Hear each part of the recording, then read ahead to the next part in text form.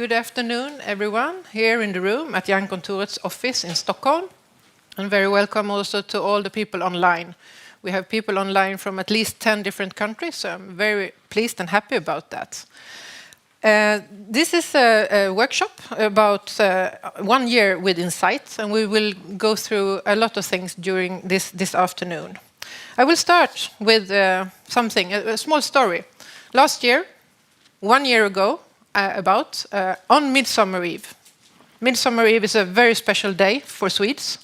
So there was not very many Swedes that was participating when INCITE was launched, because that was happening on Midsummer Eve last year.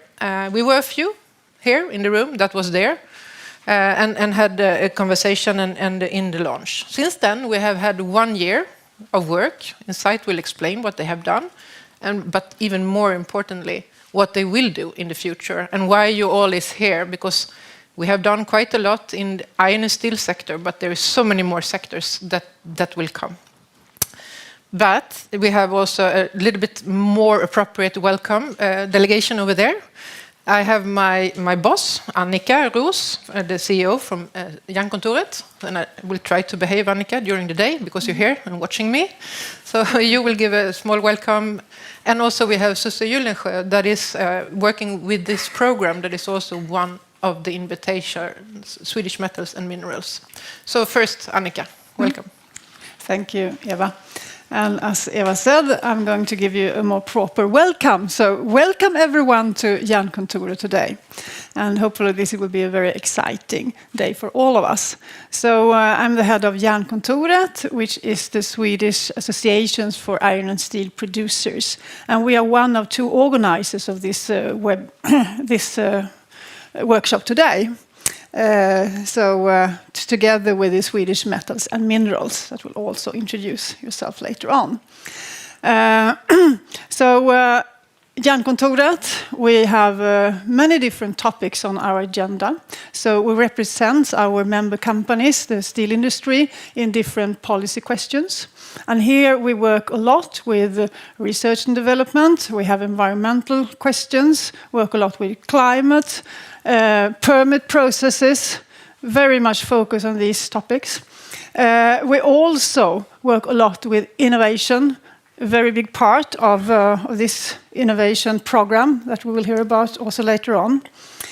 And since we are involved in all these questions, it's not so difficult to understand why this INCITE initiative is very important to us. And hopefully we'll hear a lot of how this has been developed during this year. Because 1 year ago, we introduced INCITE more or less for the first time, I think, here at Jernkontoret. And then it's very, I think, it will be very interesting to see what has really now happened during this year when INCITE has probably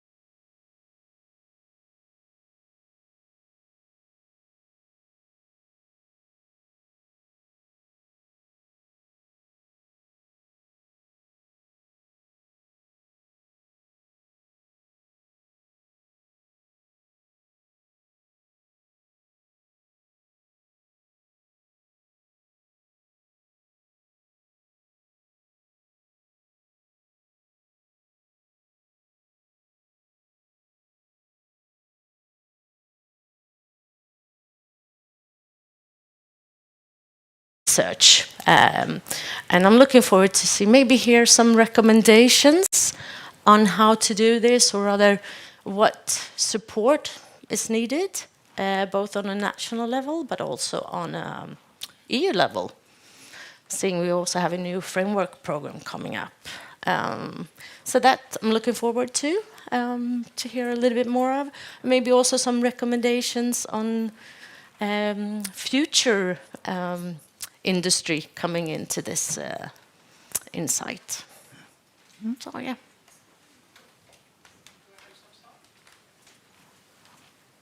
Okay. Yeah. Thank you very much. Very quick applaud for you. It's always tricky when you have 10 minutes to do the introduction and to speak with two people. I've understood that it's problem with the online sound. Is that checked? It's fixed? Okay, so we are back. So I will not repeat what was said, because then we lost 5 minutes more.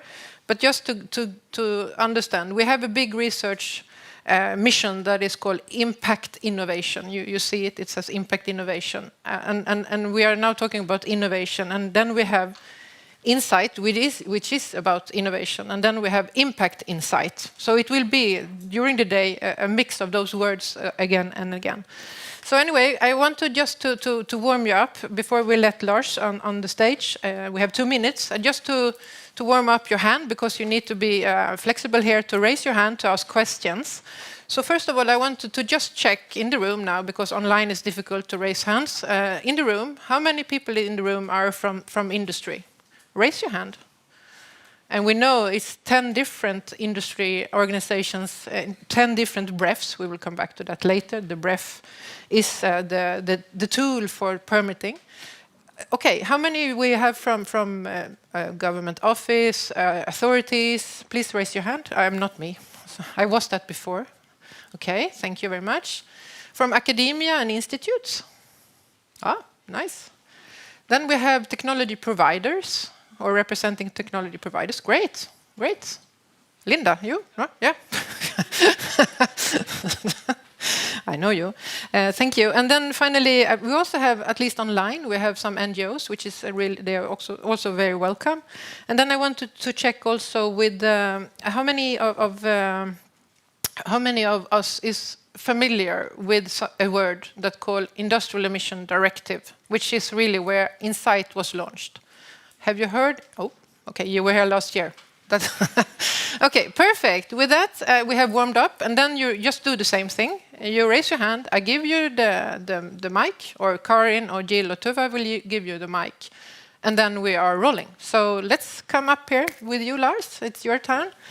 I give you the floor. I give you the clicker. The clicker. I take my water, and if you need water, it's behind you. Yes, thank you. Welcome, Lars. Thanks a lot. Thank you for inviting me. I was here almost exactly a year ago. I had no clue about INCITE, but I'm really interested in industry and innovation, and it sounded relevant. And I ended up talking to people from Sweden, and suddenly I'm in a project called Impact INCITE, which has been a fantastic experience. So what I'm going to do is a bit setting the stage, you could say. Talk about heavy industry, which has been a research interest for me for 15 years now at least, as well as innovation system studies, and put INCITE in that context and explain why INCITE is so important. Because before the Paris Agreement, people didn't worry too much about heavy industry. It was called the hard-to-abate sector. But after the temperature target, it became clear that everything has to go to zero. It has to go fast to zero. And if we look at Europe, where we're on a fairly good track to meet our 2030 targets, we need to accelerate if we do get approval of a 90% target. So industry getting more attention. This is a slide from the IPCC report showing how global industrial emissions keep increasing, especially in Eastern Asia. You see the industrialization of China. So development requiring a lot of basic materials, steel, cement, etc. and plastics, which is causing a big problem. Fastest growing material since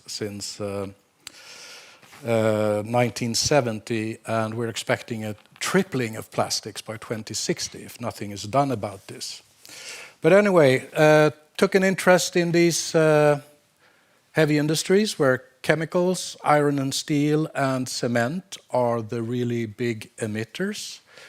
It's also very special industries. On this slide, we also see pulp and paper and aluminium, much smaller, but still very important. And they all have sort of different characteristics, processes, feedstocks, different markets, and certainly different mitigation options where electrification and hydrogen is possible in the steel industry, cement with carbon in their feedstock, they're going to need CCS.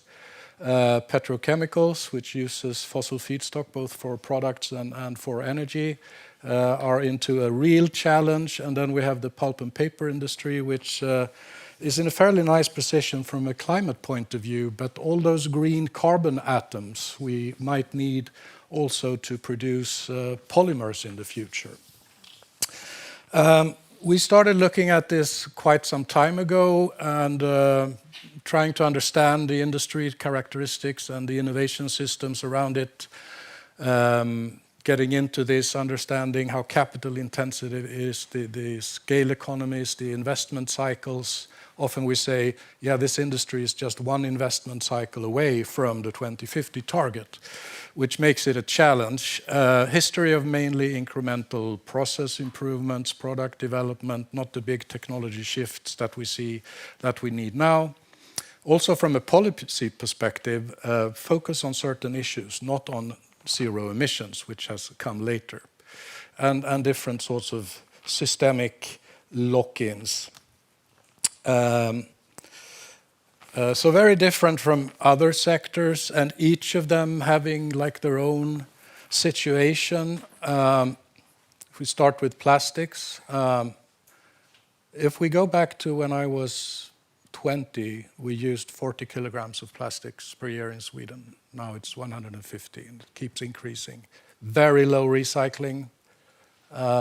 Collection, also low, but what goes into real recycling is even lower. Paper, a material we've had for centuries, stable use, high recycling. Steel, a material that is very much locked into stock in construction, cars and machinery, production consumption about 300 kilograms, 12 tons in stock maybe, and very high recycling rates, so a very, very recyclable material. And then cement, which again is different from the other ones. Not so easy to transport, less international competition, a lot locked up in construction, 15 to 20 tons per person in stock, and quite low recycling rates.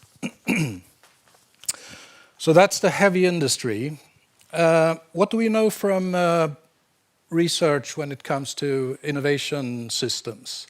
So this is borrowed from technology innovation system researchers that are looking into, okay, when is it that the innovation system doesn't deliver?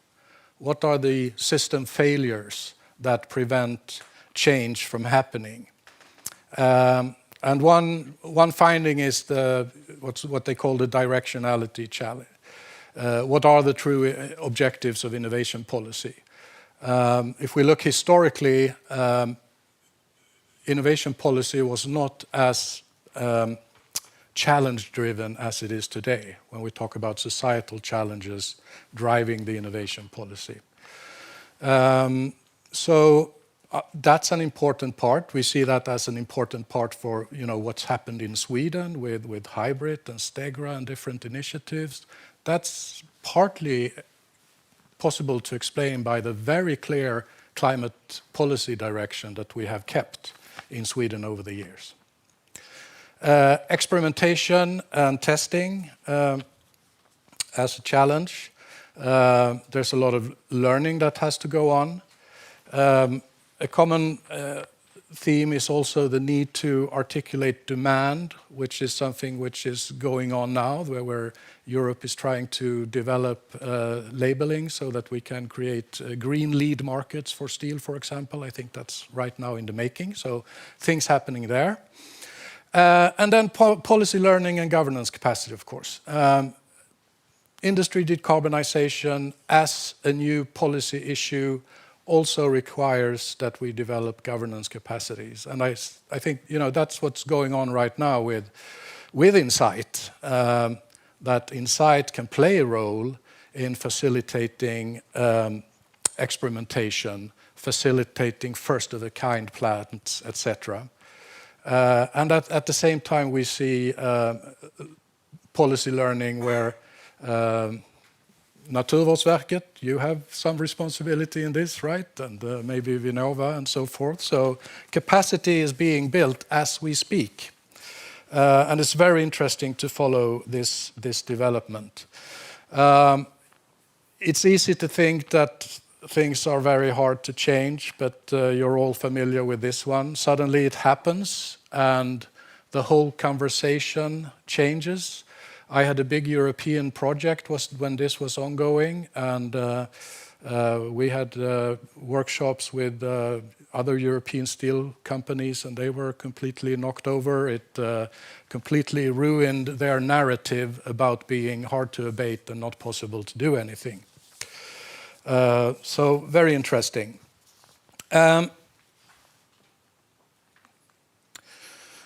But again, it is a difficult sector to work with, whether steel or any of the other, because of typically very low profit margins. The first generation of new technologies might increase the cost substantially for basically the same basic materials, whether it's steel or polymers or cement. It's increasing cost, even if it's not a big blow to sort of the general economy, because the material part in most products, the cost of the material is quite small. But anyway, it's more costly in a tough market environment. Undifferentiated product, sensitive to costs, big investments, big first-of-a-kind plants, not easy to get in place, long-lived assets, and difficult markets. So we need policy to transform European industry. And I think, and we need several policies, and we need sequential policies. And you all know that a lot of things are going on with ETS and CBAM. And to me, INCITE is a very important part of the puzzle here, and like becomes a key part of the innovation pipeline, if you say, when you go from research and demonstration and scaling up and trying to pass the valley of death. Here we can find a way of supporting some of these new promising technologies. So to sum up, this is also sort of the result of research, coming back to the previous slide I showed, where people had looked into innovation failures. So again, directionality, and that could be in different forms. In Sweden, I think we've had a fantastic example with Fossilfritt Sverige, doing roadmaps for different sectors. I don't know to what extent INCITE connects to and does roadmaps for industry. Is there a clear vision for? Not yet. Maybe that could be thought about. Eva takes notes. Obviously, knowledge creation and innovation, that's something that we're usually quite good at. And we have Vinnova now here in the room, specialists on that. Maybe not so good at the topic of creating and reshaping markets, how to create demand pull for green products. That's a big discussion, as I mentioned before. And people often compare with feed-in tariffs for solar and wind electricity in Germany, for example. We need governance capacity to manage this from a policy perspective. not least if we look at the plastics problem. We need international coherence to avoid carbon leakage. So, somehow we have to balance this, because Europe and Sweden, we do have a responsibility under the Climate Convention to actually do something. But at the same time, it's difficult to do something sometimes because of the free trade and those issues. So that needs to be handled. And then, of course, not so big in this specifically for steel, I think, but we also always have to think about the phase-outs and socioeconomic implications and on society and well-being of people, etc. And I think in Sweden the biggest issue might be in Sápmi and the Sami people and building wind power and things like that. So there's always a social dimension to these processes of change.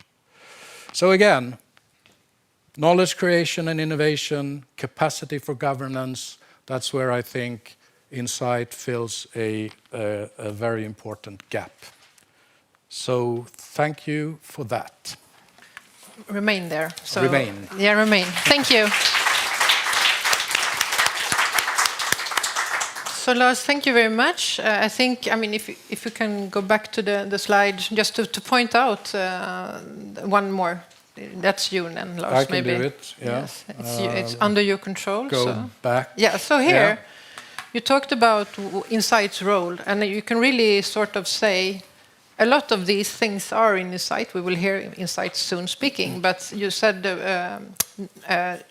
knowledge creation or innovation, that's typical in INCITE, but also this creating and reshaping markets is also something that sort of INCITE is doing indirectly by really showcasing good new innovations or innovations that has not been used properly. So really you are framing almost all from what INCITE is doing here on the slide, even if it's not done for INCITE, but it's done for in your research. So I don't know if you have any comments on that. Or is it just coincidence, you think, or is it you nailed the research and then INCITE listened to you? I have no idea. Policymakers seldom reference researchers for ideas. You take notes of that now, everyone? No, I think in all knowledge development, it's like an iterative process. Ideas come and you exchange and you move forward all the way in some dialectic thing, I also think that, we will come back to Impact INCITE, which is the project. But when we come to that, it's also, that's why we wanted you to be there, because you're doing research on the innovation systems, and we need to draw conclusions of that. How does it suit, and what can we do better? So I think it's really needed to follow from a research point of view as well.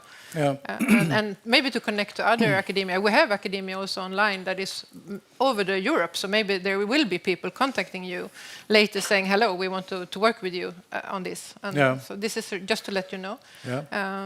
And then also, why all this sector? People thought we'd come here and talk about steel, and of course we have been focusing a lot on steel. We are in the steel office, sort of, but there is all other sectors as well in this industrial emission directive. So it was good that you didn't limit it to the steel.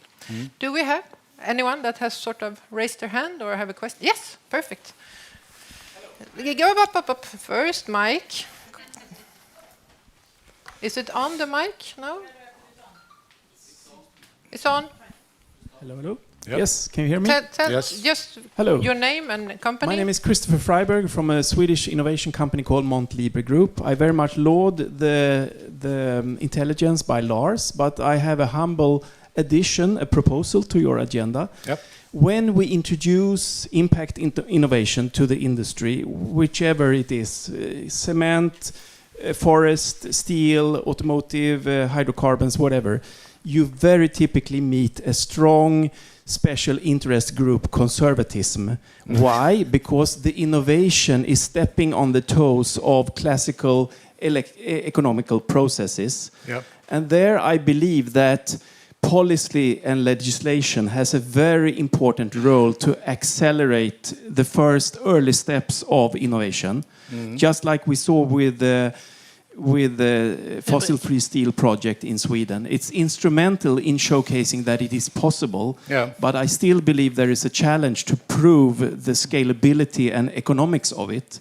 And this is happening as we are speaking. So in addition to your very valid points, industry special group conservatism, very typical. Thank you very much. Thank you. That's a very good point, I think. You know, also looking into the internal dynamics of industries and companies and how to create change. So people also often use battery electric vehicles as an example, where previously companies that had internal combustion engines, they had to ring fence the new part to prevent it from being killed. I don't know how you solve that in LKAB or other companies. I don't have the insight, but we have people from there. So you don't have the insight on insight, or what? Thank you for the very Göteborg joke already now. It will be a long day. Okay, but well, thank you very much, Lars. And we might have something about not conventional. Maybe you should add some point on that on the slide next time, next year, if we do the same. Thank you very much, Lars. Thank you. Thank you.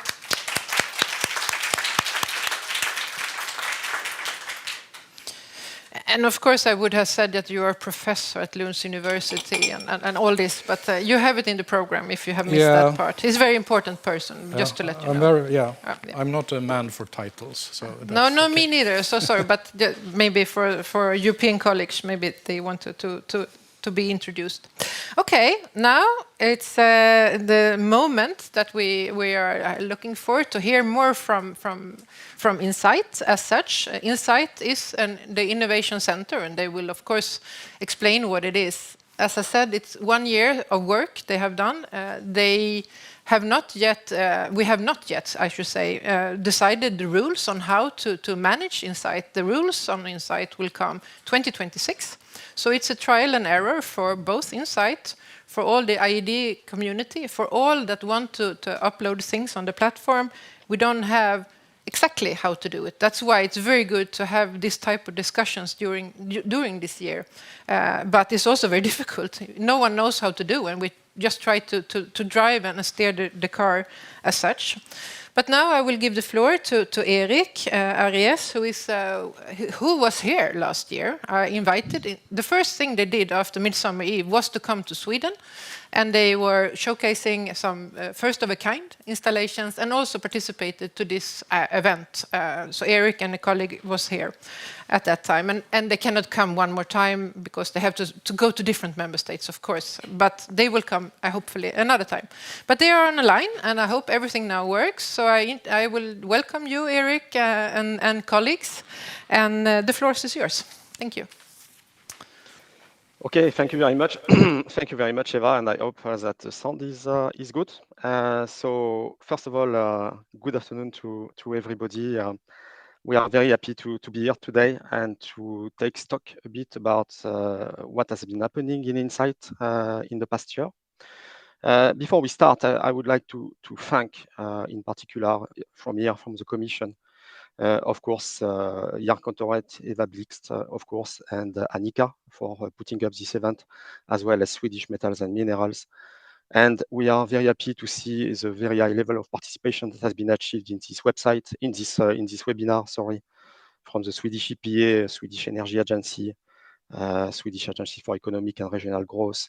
I mean, very, very high level. And it's also an opportunity for us to enter directly into contact with research institutes like Zverim or RISE, but also with technology provider, which is very important to INCITE. So thanks a lot to have put this event together. I'm here today with two of my colleagues, José Andrés González Cuenca and also Vanessa Ferreira Almeida. And we will try to update you on this important project for the Commission and for Europe, I think. So let's move on, see if I can put the slides, move them. In theory, I should be able, or someone can maybe move them because I don't manage to move. Okay, sorry. I cannot move them.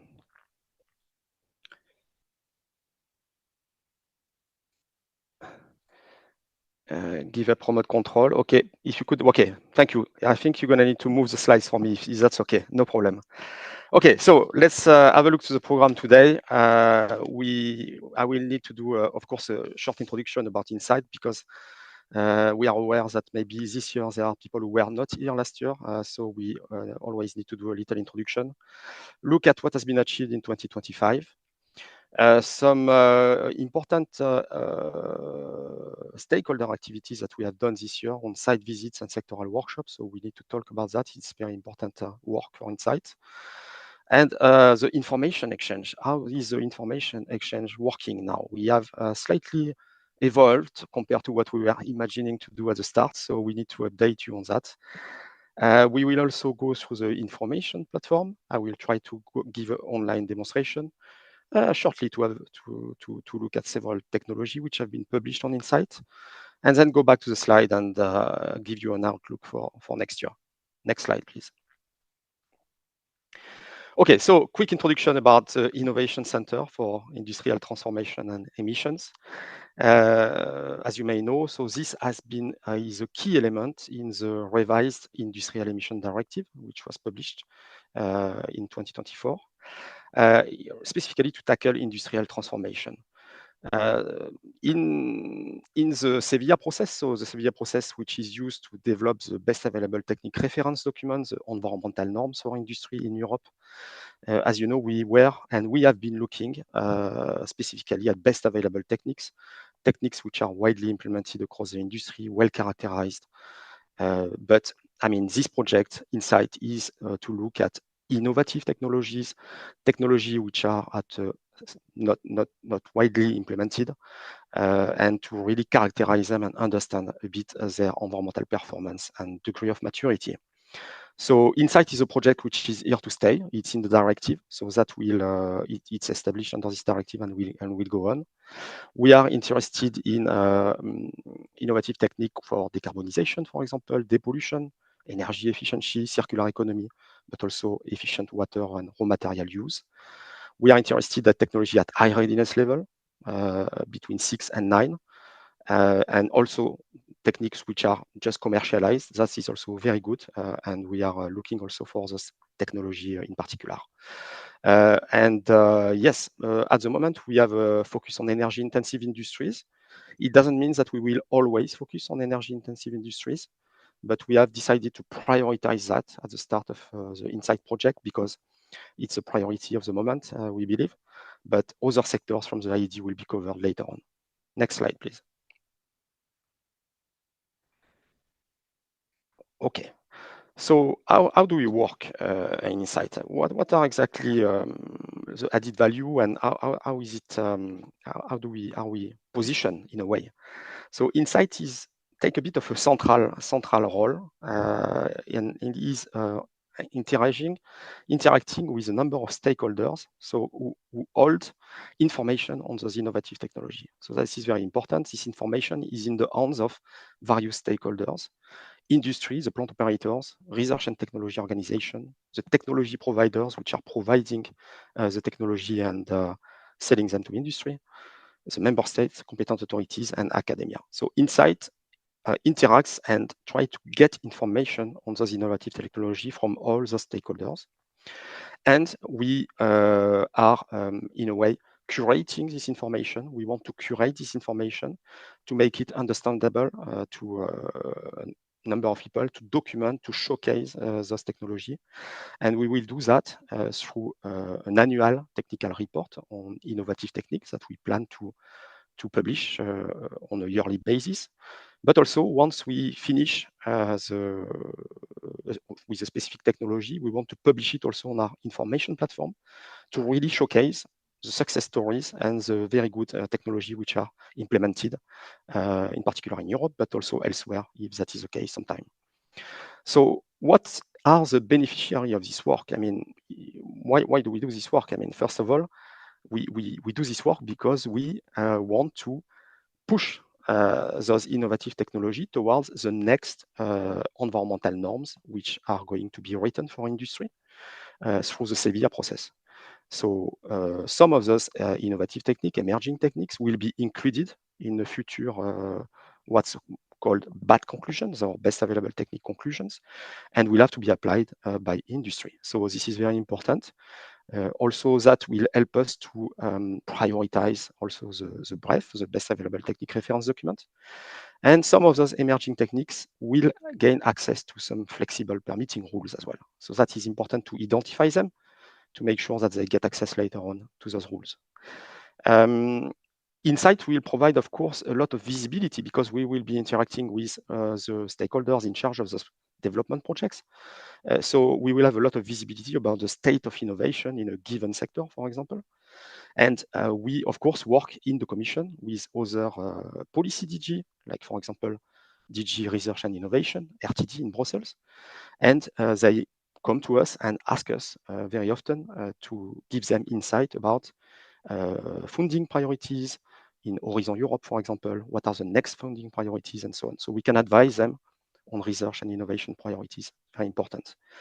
We also have links established with some financial institutions, for example, the European Investment Bank, who also get a number of projects on their table, asking for funding.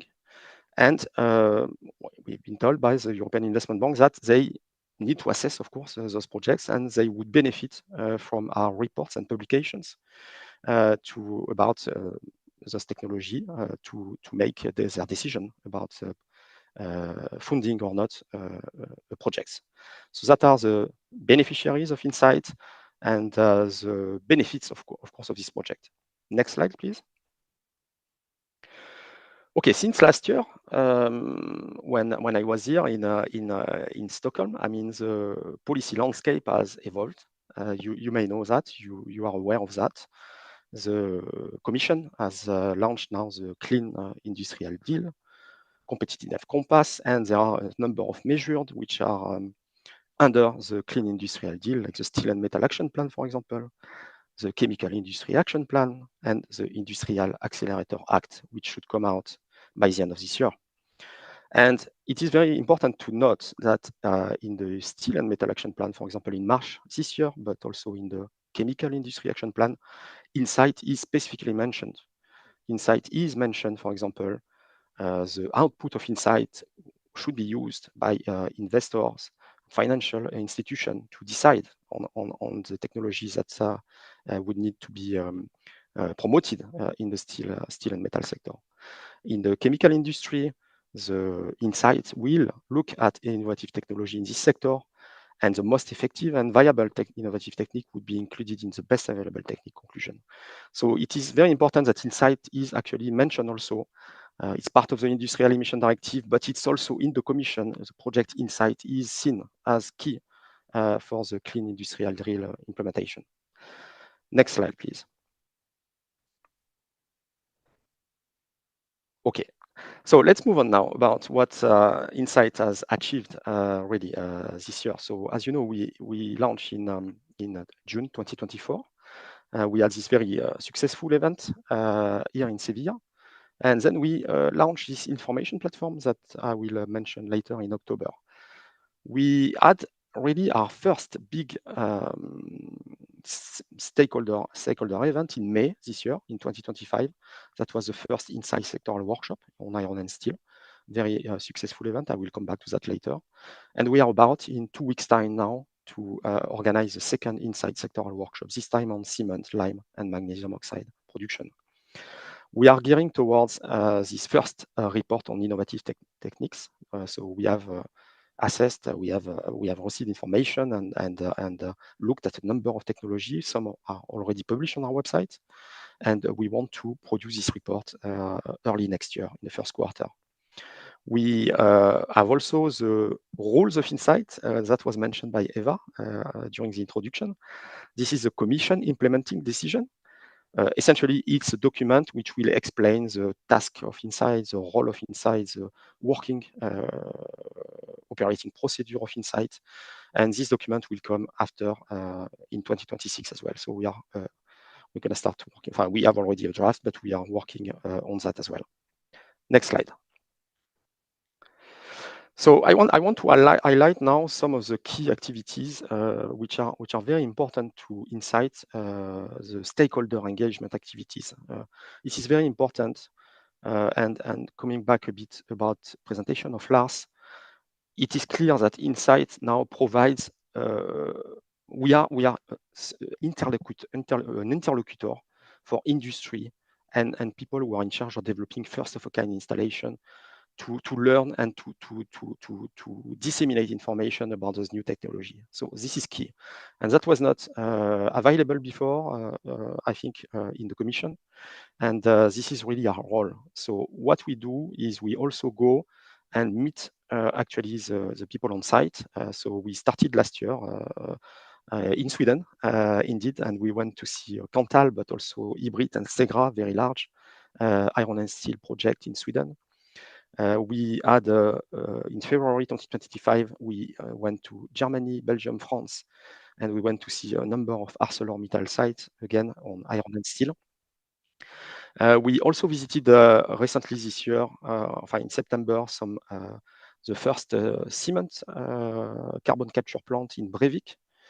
So that's the first CCS project in Europe for the cement, Heidelberg site, very important.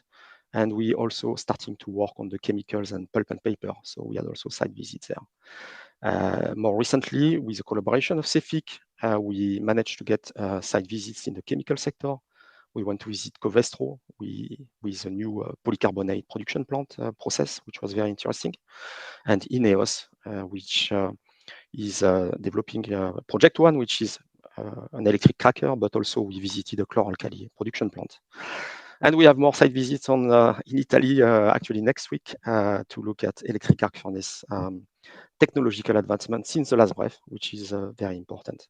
So it's very important. The site visits, it's a way to really interact with the plant operators and really understand for us in the INCITE team the technological development. Next slide, please. Okay, another very important action from the INCITE project is putting together what we call the sectoral workshop. The sectoral workshop is a key element for us because it's a way to gather around the table all the stakeholders which are involved during the industrial transition in the development, in the innovation and development of technology. So this is very important. And this first event, we believe, was very successful. It was the first time that all the stakeholders, industry, technology provider, commission, member state, financial institution, came around the table to discuss about the decarbonization, the depollution, the circular economy progress in the iron and steel sector. It was a very successful event, more than 200 people online, 77 in person. We had 20 technical presentations, some of the biggest decarbonization projects in Europe, but also some very interesting circular economy and industrial symbiosis projects. So that was really a success, and we plan to organize more workshops on other sectors, of course, next year. But I'll come back to that later. Next slide, please. Okay, as I said, we are now preparing this second sectoral workshop, this time on 3 sectors. In fact, it's cement, but also lime and magnesium oxide. So that is a 2-day event where we will showcase a number of projects again, projects which are linked to carbon capture, for example, in the cement industry, or alternative cement materials, but also circular economy. We will have also participation of the lime and magnesium oxide industry, and with some key projects there. So it's still possible to register to this event actually online. It should be a very interesting event, and we are gearing up towards that at the moment. Next slide, please. Okay, we also this year engage significantly with the member states, because the member states also are a key stakeholder for INCITE. And over the summer, we actually had one-to-one meetings with all the member states, including with Sweden, of course, and essentially to raise awareness and understand a bit with them how they can contribute to INCITE, because this is key. I mean, in the directive, the member states shall support in the work of INCITE. So it is clear that they have a role to play. And for us, I've put here is the non-exhaustive list, but I think it's important point to understand what could be the role of the member states in the INCITE project. First of all, we think that the member states have also a lot of visibility about innovation projects, of course, in their respective countries. So they could help us to identify, to prioritize some research projects, sometimes nationally funded, to which is much more difficult for us to find information, to give us information on this type of projects and also to help us prioritize. Germany, for example, this year gave us some information for prioritization of projects, which was very useful to us. And I think that is an important point.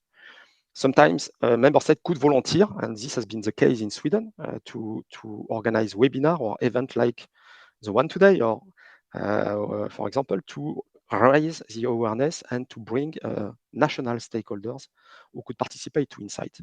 And here I recall this event organized by the Swedish EPA, the webinar organized on the 3rd of June.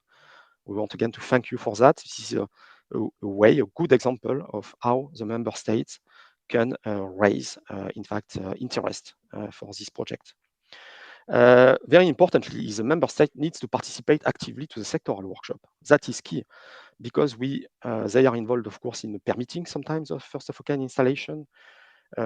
Some member states which are running competent authorities which are also involved in innovation program, innovation funding programs can come and also advise during those workshops. And they can also present. I mean, we had a presentation from the member states which were given during the sectoral workshop on iron and steel from Germany and from Sweden as well. So that is very important.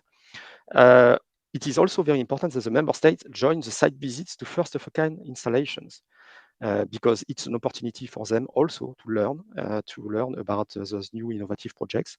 So we tend to systematically extend the invitation when we organize site visits to all the competent authorities, so they can join, and they have joined us in Norway, in Belgium, and in many countries. And I thank them for that because I think it was very good. Next slide, please. Okay, so let's have a look now on why do we need to share information with INCITE on innovative techniques. I mean, it may not be so straightforward, but why do we need to do it? I mean, first of all, it's very important to understand that INCITE, as I said, is becoming a kind of central, pivotal hub in a way to get information on those innovative technology, and we will end up having a kind of on our platform key information on the innovative technology which are developed in the sectors. I think we are gearing up towards that, and it is very important that this information, the most up-to-date information, the most clear information, is in a single place because it's more accessible, and it is very important to understand those innovation. So a key benefit, in fact, is to contribute to establish an assessment of the degree of innovation in a sector.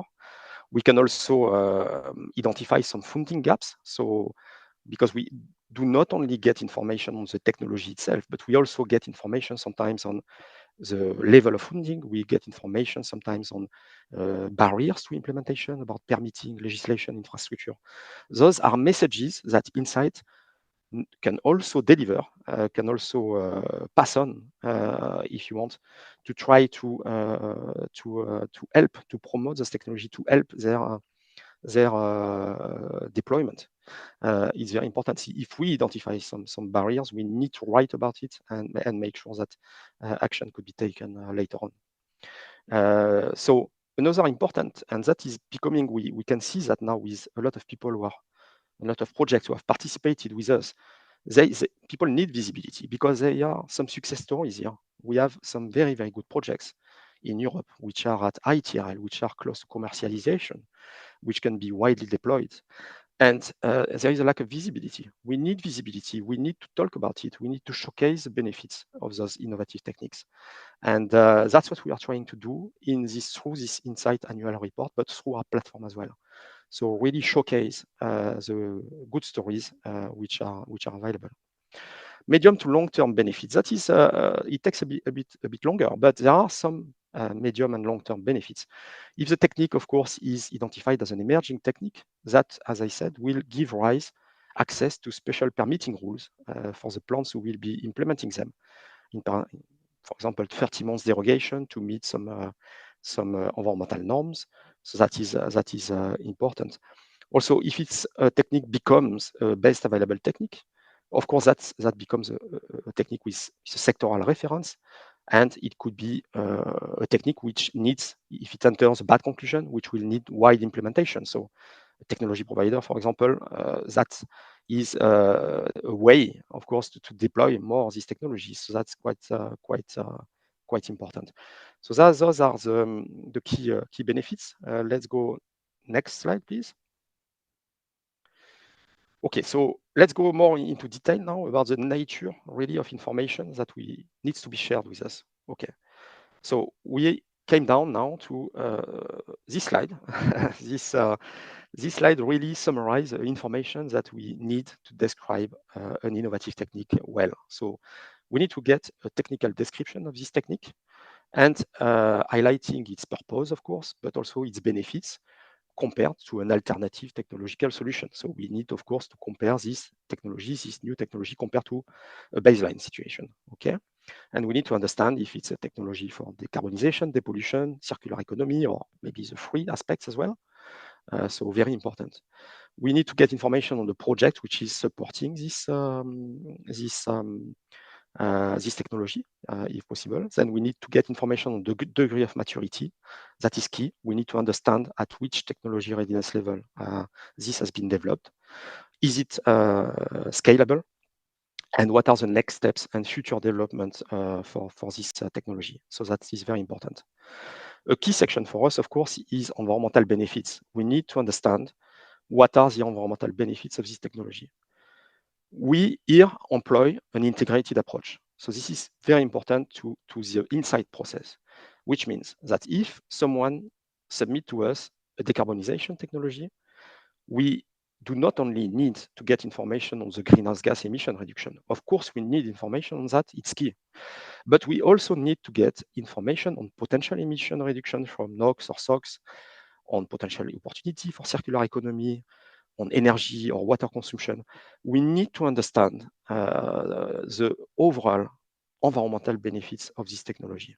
So if you are a technology provider and you want to submit information to us, we may be asking you questions about, what are the emissions of NOx from this technology, what will be your energy consumption, and so on. Don't take it badly, but it's important to understand, in fact, the entire benefits of a technology. We also ask information on the potential cross-media effects. So those are maybe trade-off, an increase in water consumption and an increase in energy consumption, for example. We ask information on CapEx, OpEx, and simple payback period economics. And as I said, potential barriers for implementation. Those are messages that we could pass, of course, to try to resolve some issues, in particular for the deployment of technology. So those are very important messages that we also would like to hear from the plant operators and from the technology provider in charge of those projects. Next slide, please. Okay, so this slide is also important because it has slightly changed compared to last year. Last year, the message was you can go to our platform and you can start submitting information. And we have to be perfectly honest, we thought it would be working this way, but we realized that it didn't work this way because people, the platform is maybe not that straightforward to use for plant operators or for technology provider directly. So we decided to design a new way of working. Okay, this new way of working is summarized here. It's relatively simple. We tend to organize now bilateral meetings with the technology provider or project coordinator. In this meeting, generally, the person in charge is giving us a presentation of this technology. We ask questions. And after this, we ask the person in charge to give us a written submission using a template, in a Word template, where the technology can be described according to the points I mentioned before. We together with the technology provider, the project coordinator, we refine the submission, we improve the submission, we ask for more data, we check some data as well. The INCITE team has access, for example, to Compass, which is a commission website where we can look at reports on specific projects. So we do not include data which are confidential, but we check some data to check really the benefits of some projects. And so we do this quality check. Once this, how can I say, once this document is completed, this will be included in the INCITE report, okay? But then we ask the project coordinator, for example, to create an entry in our platform, and we populate, based on this document, we populate the platform for the person. So they do not have to do it, we can do it, because we know where to put the information, and then we ask them to look again, to make sure that they are happy with the content, and we publish the information.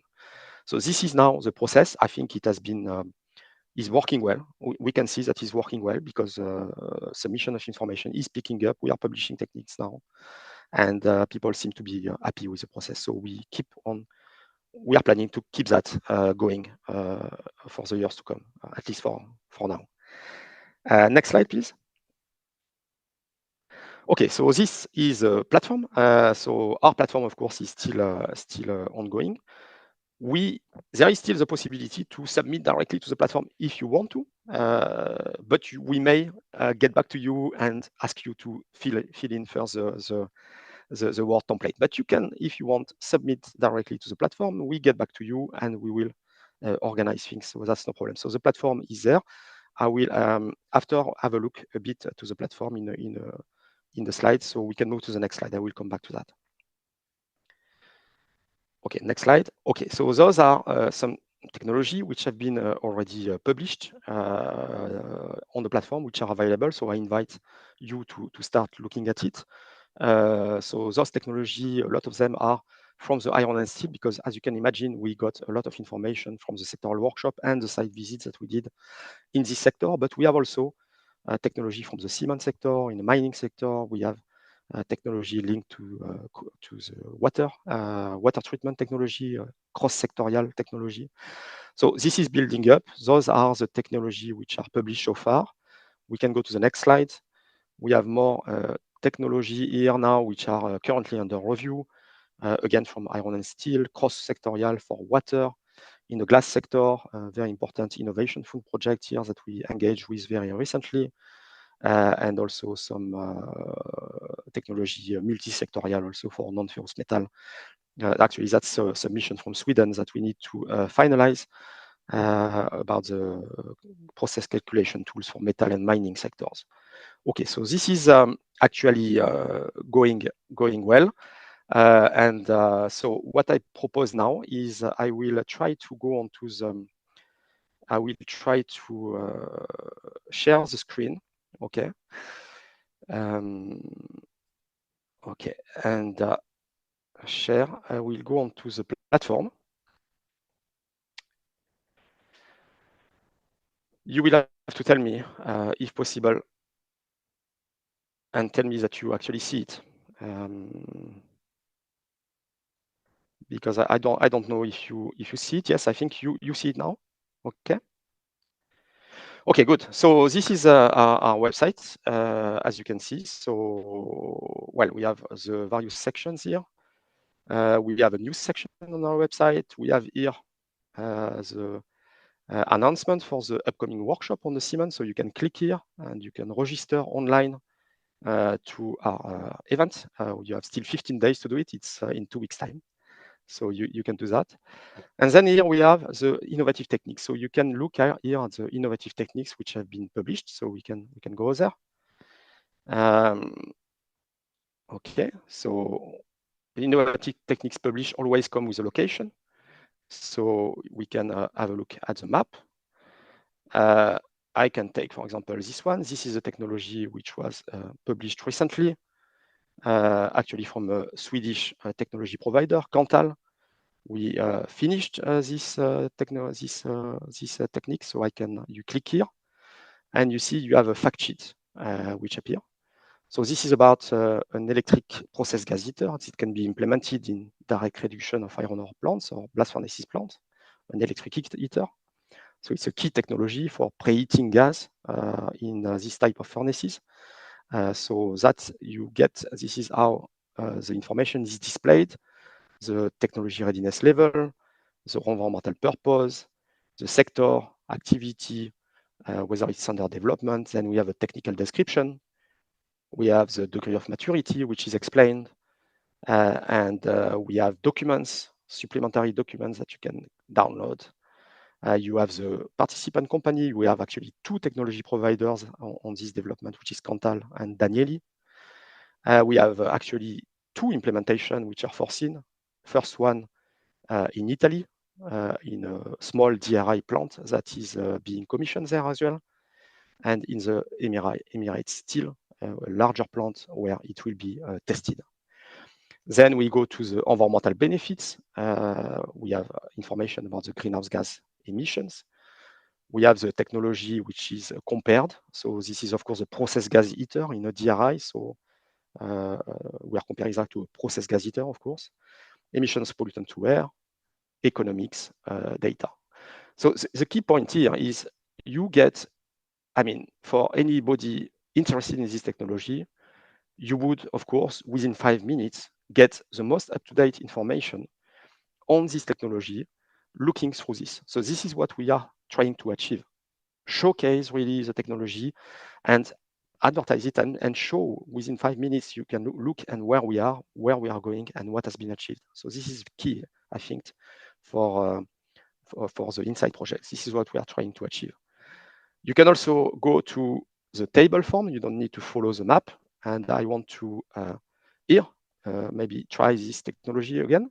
So this is also a technology that we just published recently. Is the SEGWEX, the technology, sorption enhanced water gas shift reduction for production of hydrogen from steelmaking process gases. It's also a technology linked to Sweden because it has been the pilot plant actually is located in Sverim. As you can see here, it's going down. Yes, located in Sverim. SSAB is also a partner in this project, and it's a very important project. Trying to convert post-combustion capture of CO2 and also to valorize this by production of hydrogen. So that is a very, very important project. It's part of a European funded project, which is INITIATE, which is currently ongoing. And you can get here information on the benefits in terms of emission of pollutants to air, benefits in terms of energy efficiency, the benefits in terms of greenhouse gas emissions. So very importantly, it has to be said that this technology is finished. So what you see here also on what is on the website is actually what is also written in the INCITE report, which will be published a bit later. But essentially, the text is identical. Okay. So I just wanted to show you in practice how two technology really how it is displayed and what we are trying to achieve here. So I think that's all I wanted to say for now. So I'm gonna stop sharing. Alors, how do I stop sharing? Okay, and I think you would need to go back to the slides so I can finish. Okay, I have just two slides. Okay, the next slide, please. Okay. Okay, so this is actually the last slide of the presentation. It's to give you a bit of an outlook in 2026. So very, very importantly, I mean, the key output for us is this technical report. This technical report really will be the first output of INCITE, and it's very important that we get it right. What it will contain the detailed information on the environmental performance, degree of maturity, cost effectiveness of the innovative techniques that we have been able to gather information on in 2025. It will not be an exhaustive report because it's only 1 year of operation. We are tackling 6 of the biggest energy intensive sectors. you can understand that there is a lot of work to be done. But we have, I think, good information on the iron and steel sector.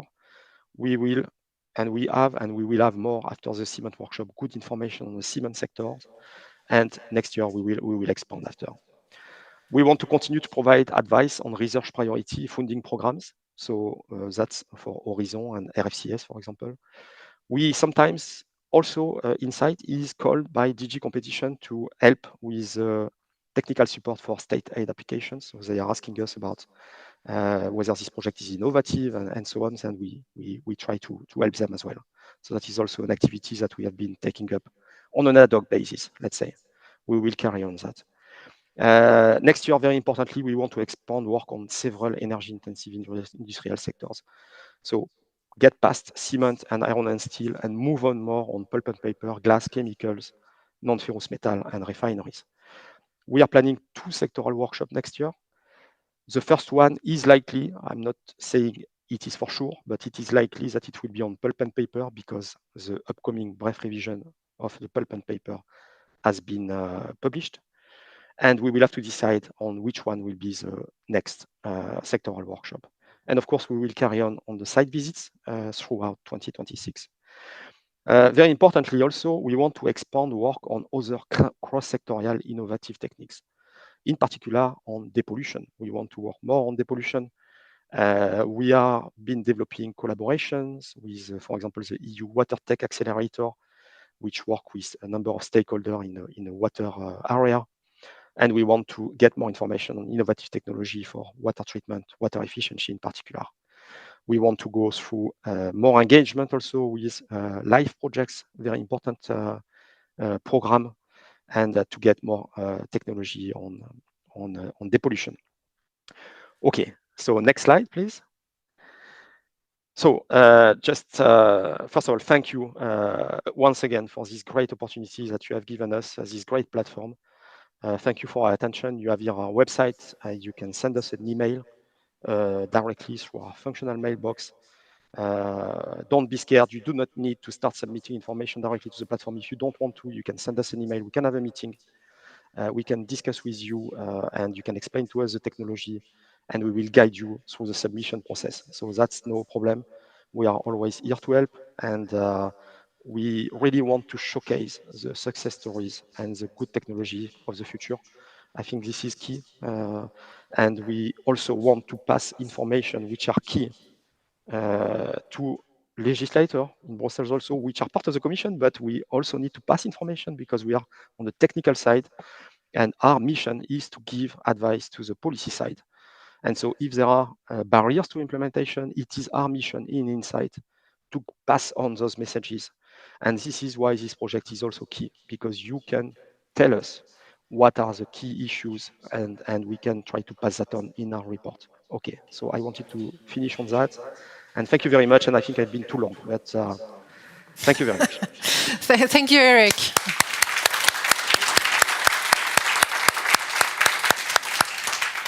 It's good that you say it yourself, that you have been too long, so I didn't need to say it. No, it's okay. You're still on time. The problem is there is not so many minutes for questions, but you are here full day today. You will be here with 2 colleagues.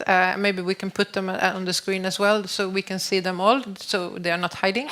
But anyway, we have time for a few questions, and then if you have a question, all of a sudden, just raise your hand later, even if it's in the panel here. All of a sudden someone thinks, oh, I didn't get what Eric said. Then we just leave here and go to online, and Eric or Vanessa or Jose will reply. So this is what you are part of the team, and you have different responsibilities. Eric is, of course, you might understand that, very into the details for iron and steel. That's why he's doing the presentation today. Okay, anyone that wants to start with a question? Okay, yeah, go ahead, Christina. We will have a mic. Yes. Introduce yourself. Okay, yeah. Hi, Christina Jönsson from RISE. Thank you very much for a nice introduction to INCITE and also presentation.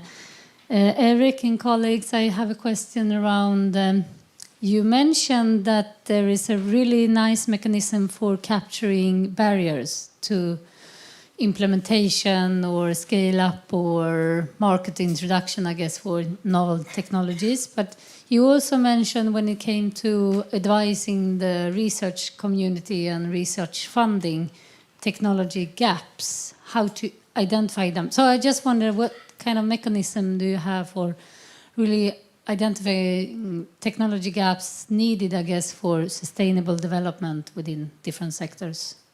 Thanks. Excellent question. Who wants to reply from your side in Seville? Jose, Well, maybe? I can. Okay. Or Eric, Jose, go ahead. yeah, whatever. You have Can to I fight give an it. example just to change faces on the Yeah? screen? So I'm Jose Gonzalez, very pleased to be here today. And as Eric has said, thank you very much for this event. In particular, I'm taking care of the chemicals within Inside, although we all support all sectors, but just for you to know who is behind each sector. No? So just in response to your question, Christina, that is very relevant, we are having different mechanisms to get that. The most important one is that bilateral interviews that we are having with the project leaders and coordinators. No? This is the best way to really have an input of the potential problems that the projects are having. No? Also, the site visit that Eric presented are a real example of how we can get closer to industry.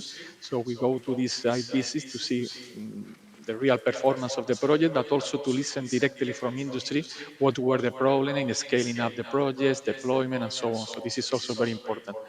And another source for that is also key, is the workshop. This is another very important part. The workshop we organize in different pathways, so it's an opportunity to present initiatives and solutions, but also organizing pathways in such a way that we can also discuss during those final part of each pathway what are the problems, if the pathway, whatever it is, no circularity, electrification, what are the problems that this particular, not just the technique, but the pathway is having in the sector to really achieve full targets.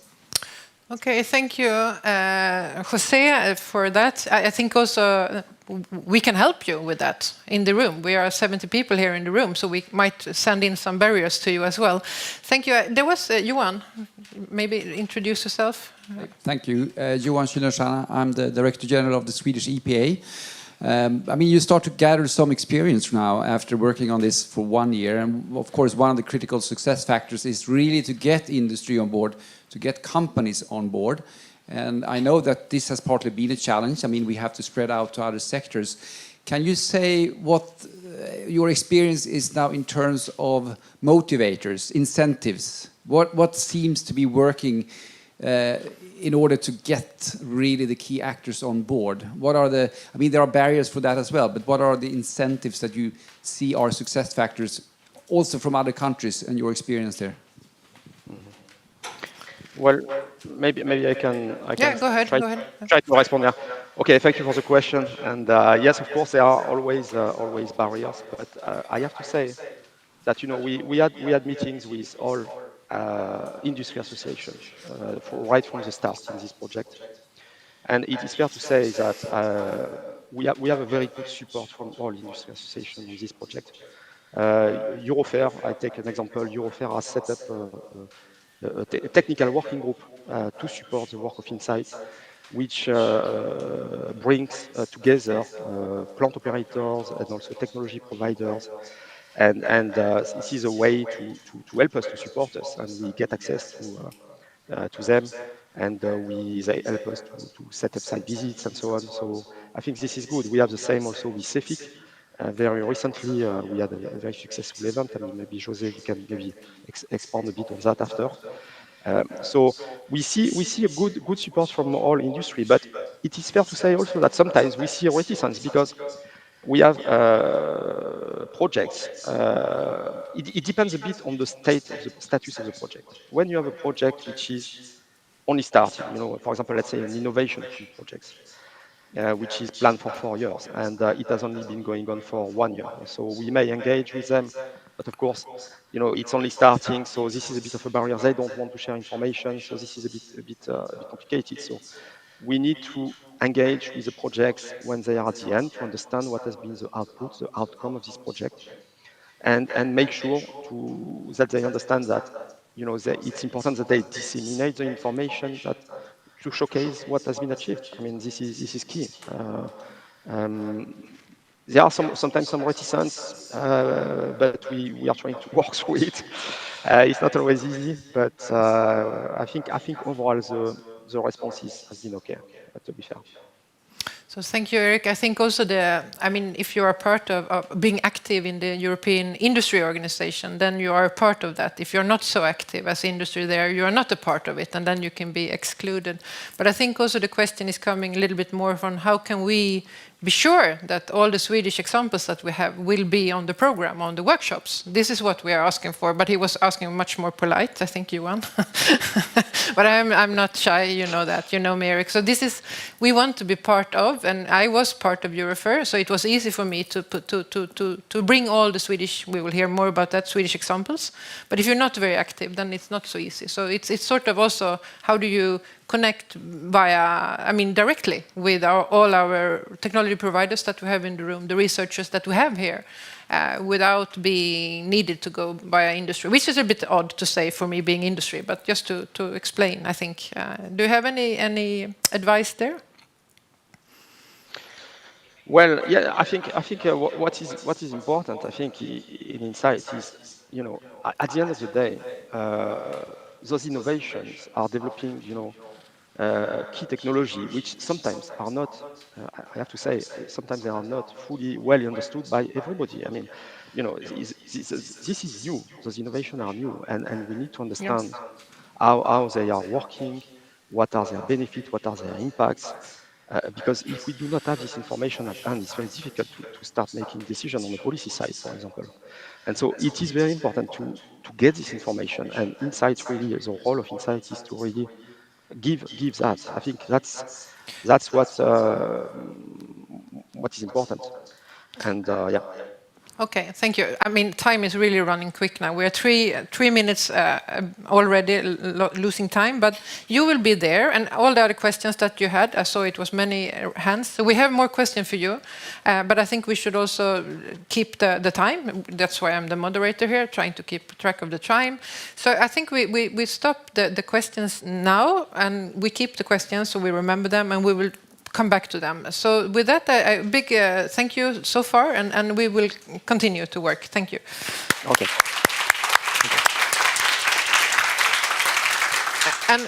And also to say, all the slides that we're showing today, I will send them out later, tomorrow or maybe on Monday, but you will get all the slides. And that is really important. The mail address to the INCITE is there. Mail bomb them either Friday or Monday, because they really now are open for proposals from Sweden, both for the workshops, for the first of a kind, and for the platform. So with that, I think we should change a little bit to something that is really, really connected, because we have a project called Impact Insight. Not INCITE, but Impact Insight. And maybe we can have this. Here is the project team that we have had now for almost a year. We started it. We were saying, Sverige was saying last year, we will start a project about this. We will try to get money to really impact INCITE. And that name came actually from Darja Isaksson, which was here last year. She said we should impact INCITE. So we got some money from that, and we have a project. And you see the project people here. I will ask Tova and Jill to come up here on the stage. So welcome very much. And then rest of the program project persons will sit in the audience. But just to know, so you know who it is, I want to introduce you to all, and you can talk to them during the coffee. So we have, let's see, we have Marcus over there. Maybe you can raise up so Marcus from LKAB. There we have, and then we have Nicola here in the very front. And oh, you arrived! Great, just in time, as always in industry. Behind there, I didn't see you. I was a bit worried. So that's Jesper from SSAB, and then we have also there you are, Stina. From Teknikföretagen, which is the technology providers. And did I miss? Yeah, Lars, of course, but you already seen him before, so I don't make that. Now I will take over the mic, and I will be the mic keeper, and very much welcome, and I sit down and be quiet. Thank you. Upgraded from microphone carrier to actual speaker. So Thank you, Eva. So now Eric has told us everything we need to know about the EU Centre INCITE. And now me and Jill will tell you everything you need to know about the Swedish project Impact INCITE. So Sweden is coordinating this project, and me and Jill are the project leaders. Okay, so Impact INCITE is a national project that started in November last year, and it runs until the end of this year. It is funded by Metals and Minerals and Net Zero Industries. And like Susie mentioned, it is part of Impact Innovation, which is Sweden's major innovation initiative to tackle challenges of today and for the future. And the Impact Innovation Program is funded by the Swedish Energy Agency, Formas, and the Swedish Innovation Agency, Vinnova. The call is focused on regulations and policy instruments and for a sustainable industry. So our main goal in Impact INCITE is to raise awareness of INCITE in Sweden and to support the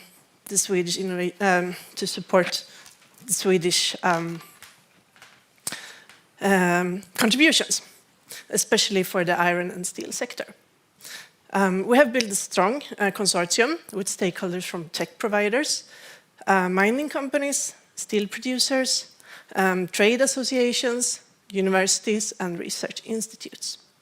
And the participating organizations in Impact INCITE are Kanthal, LKAB, SSAB, Technology Industries of Sweden, and Jernkontoret, the Swedish Iron and Steel Producers Association, Lund University, and the Metals Research Institute, Swerin. So, well, why does INCITE matter to Sweden? Sweden is a leader in industrial innovation, and it is crucial that INCITE knows what we are doing, because the technologies listed on the platform will influence future environmental permits. And INCITE provides decision makers with a benchmark of best available techniques and helps guide future research funding and investment. And also, it's a great tool to keep track of what's happening across Europe. Okay, so now you know what the project is, who we are, and what sort of why it's important. But that a bit more about what we were supposed to do during this year. So one deliverable was to disseminate information and arrange events and participate in events.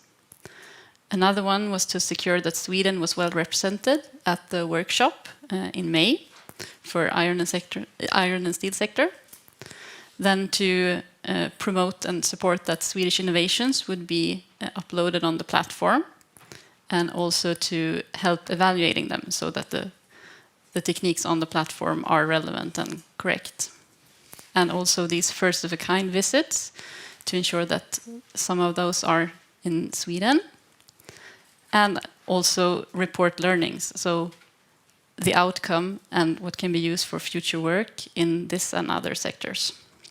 So that was what we were supposed to do, and now we will also tell you how it went so far. The year is not ended yet. So the first one, to disseminate information, this has been a big part. We set a target in the beginning to reach more than 200 people, and I can tell you we have. We have actually done a lot of activities on this, so we can't list all of them. But a few highlights is that we were presenting at Metalliska Material Program Conference in March.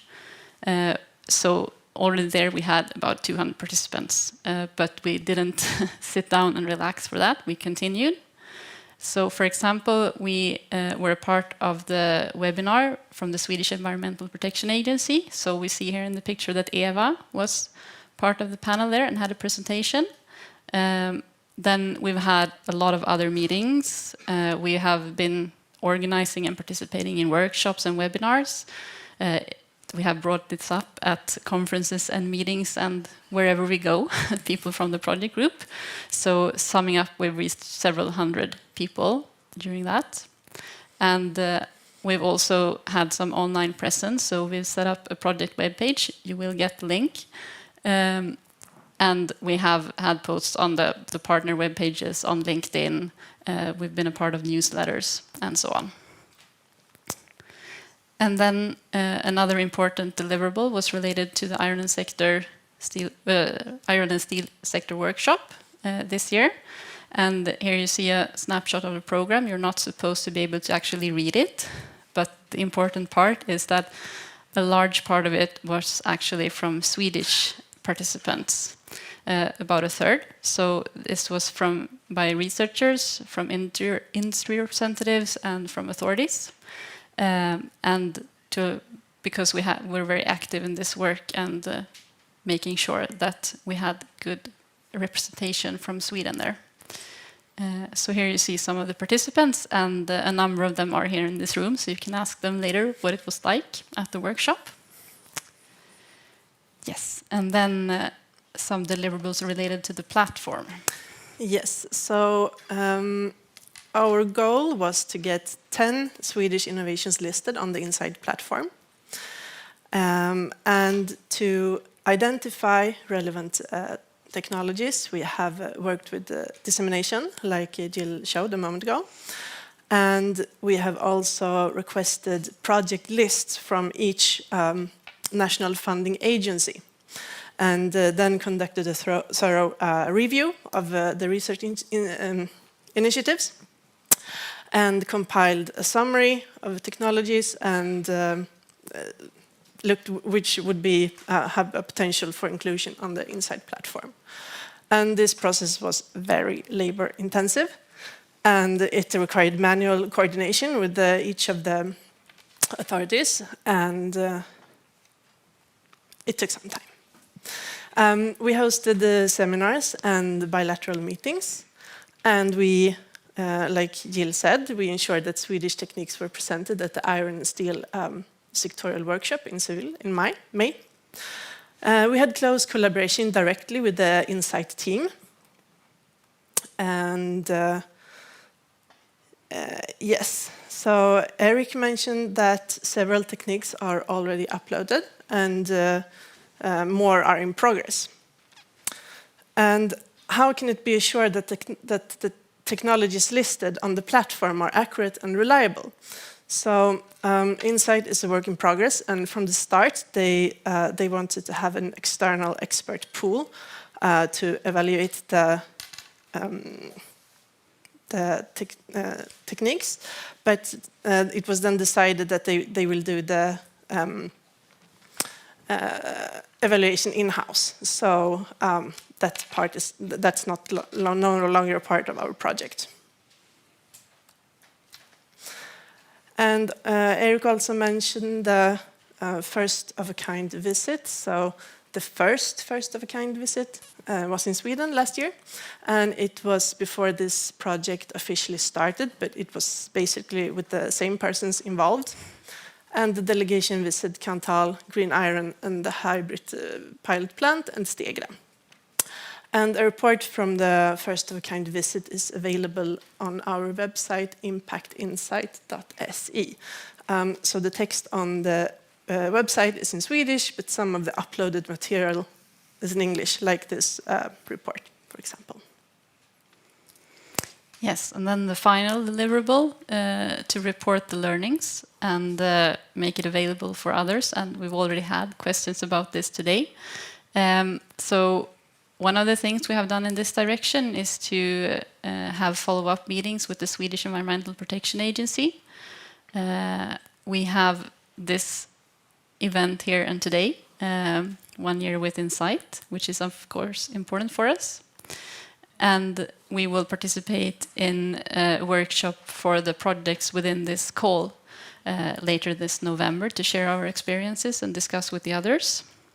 And of course, there will be a report coming at the end of the year. So it will not only be the report that with, economy and what we have done in the project to report to the funding agency, but it will be a report to share our experiences to everybody who's interested in continuing this work. So now we have tried to describe in short what we have been doing, but we also want to hear some voices of the other project participants, more specifically about why they have chosen to work in Impact INCITE. So maybe if we can start with Stina. Do we have a mic? Hello everyone, Stina Andersson from Teknikföretagen, the technology industries of Sweden. And we have been involved in this work and very thankful and grateful for that. We are representing around 4,500 member companies. And of course, there are technology providers for all industry sectors. And to be short, we like innovation very much. We like new technologies. And of course, INCITE is of big importance for us. Thank you. Thanks. And then maybe we could get the microphone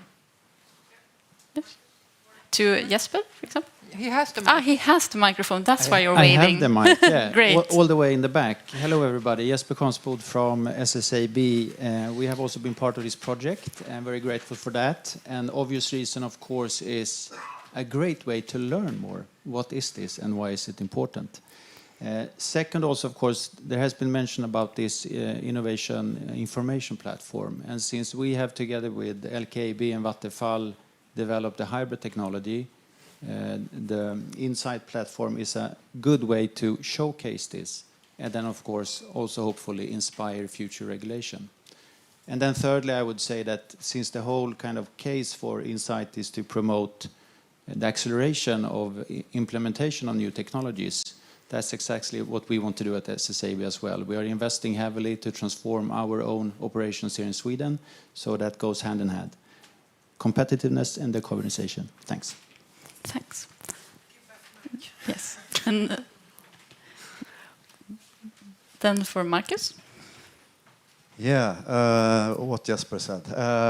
Well, basically, I'd say there's a twofold reason for us to be here. One, as is mentioned, we're doing something nobody has done before. We're going carbon-free and we're using hydrogen technology to do it. We're working heavily with innovation in all our verticals, our technological verticals. So we're gonna, that's one reason. The other reason is we're in a place in Sweden and Europe that's sometimes not even on the maps.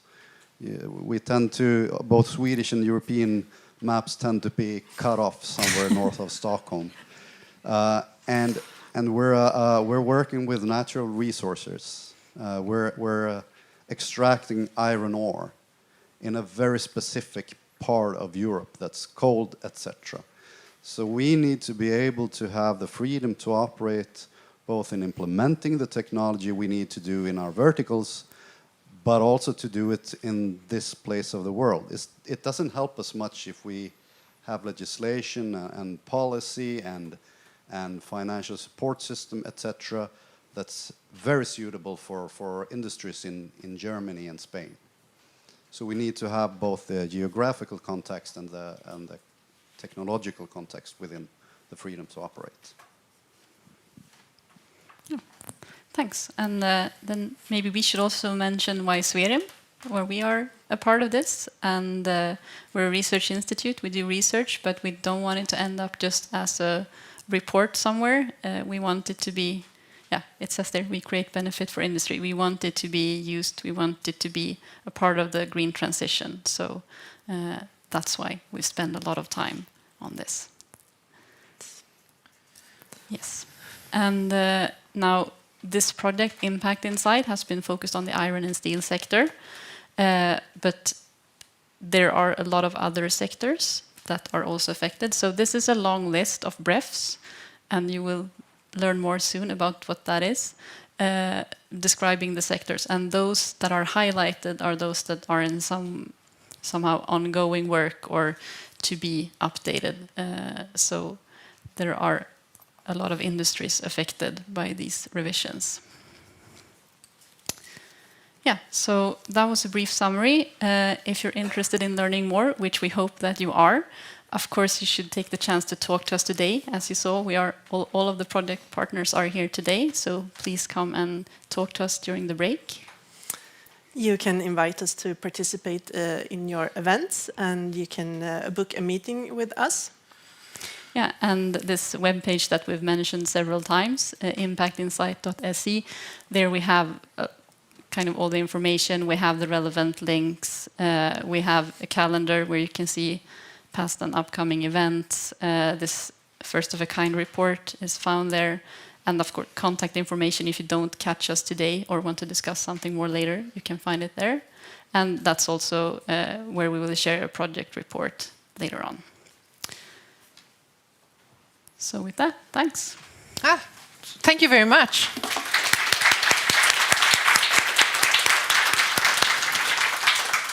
So, yeah, we have a few. If anyone has a quick question and a quick reply, we have time for that. So let's see. I have the mic here, so I'm now both moderator and mic controller. That's difficult. Maybe a question on that side because Karin is there. Any question for Jill or Tuva?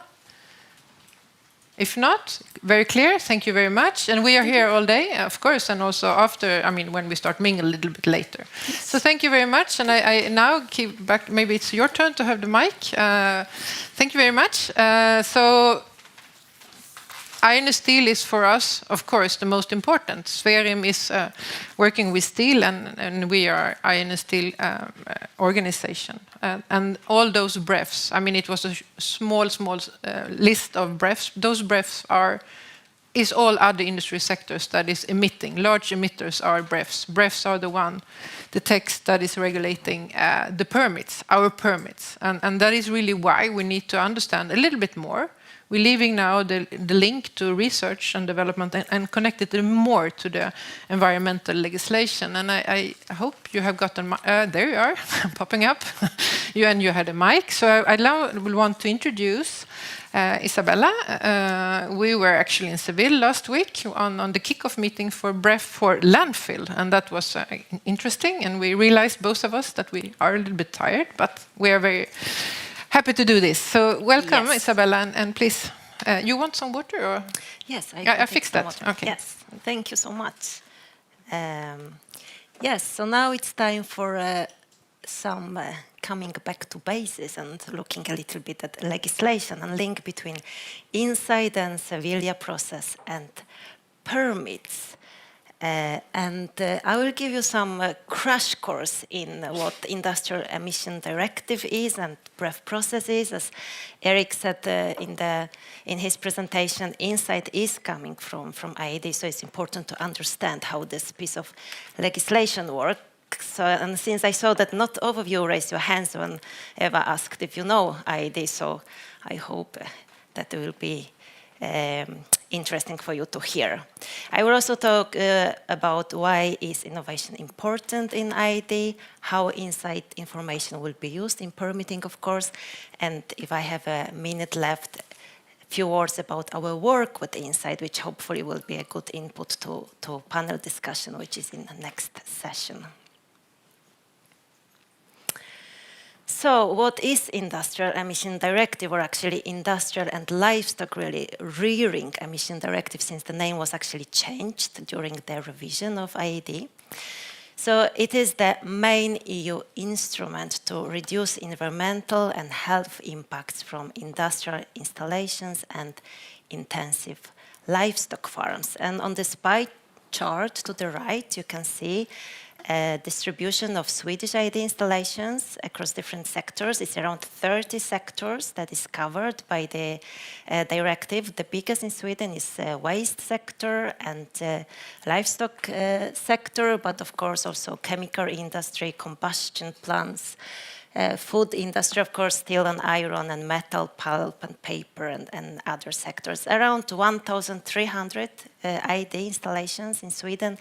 And I think it's around 75,000 in Europe now after the revision.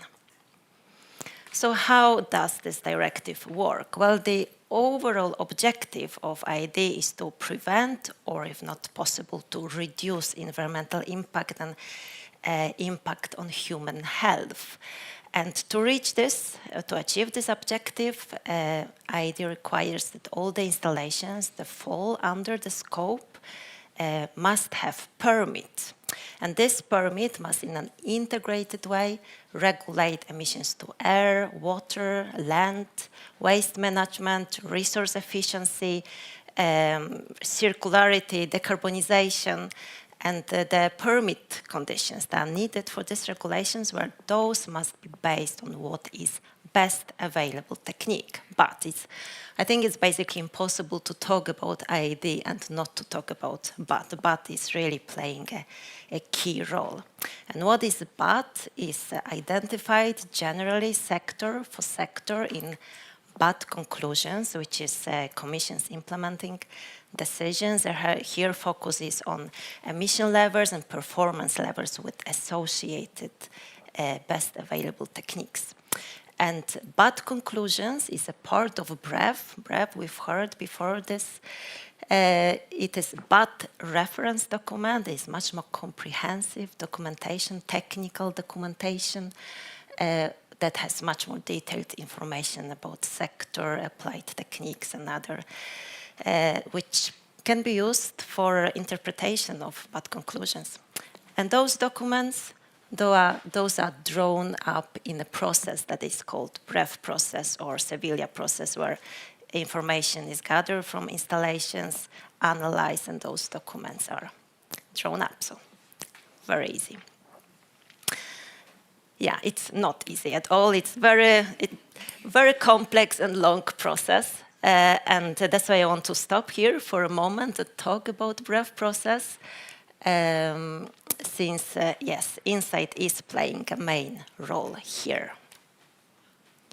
So this process is managed by EU Bright, and EU Bright also manages INCITE.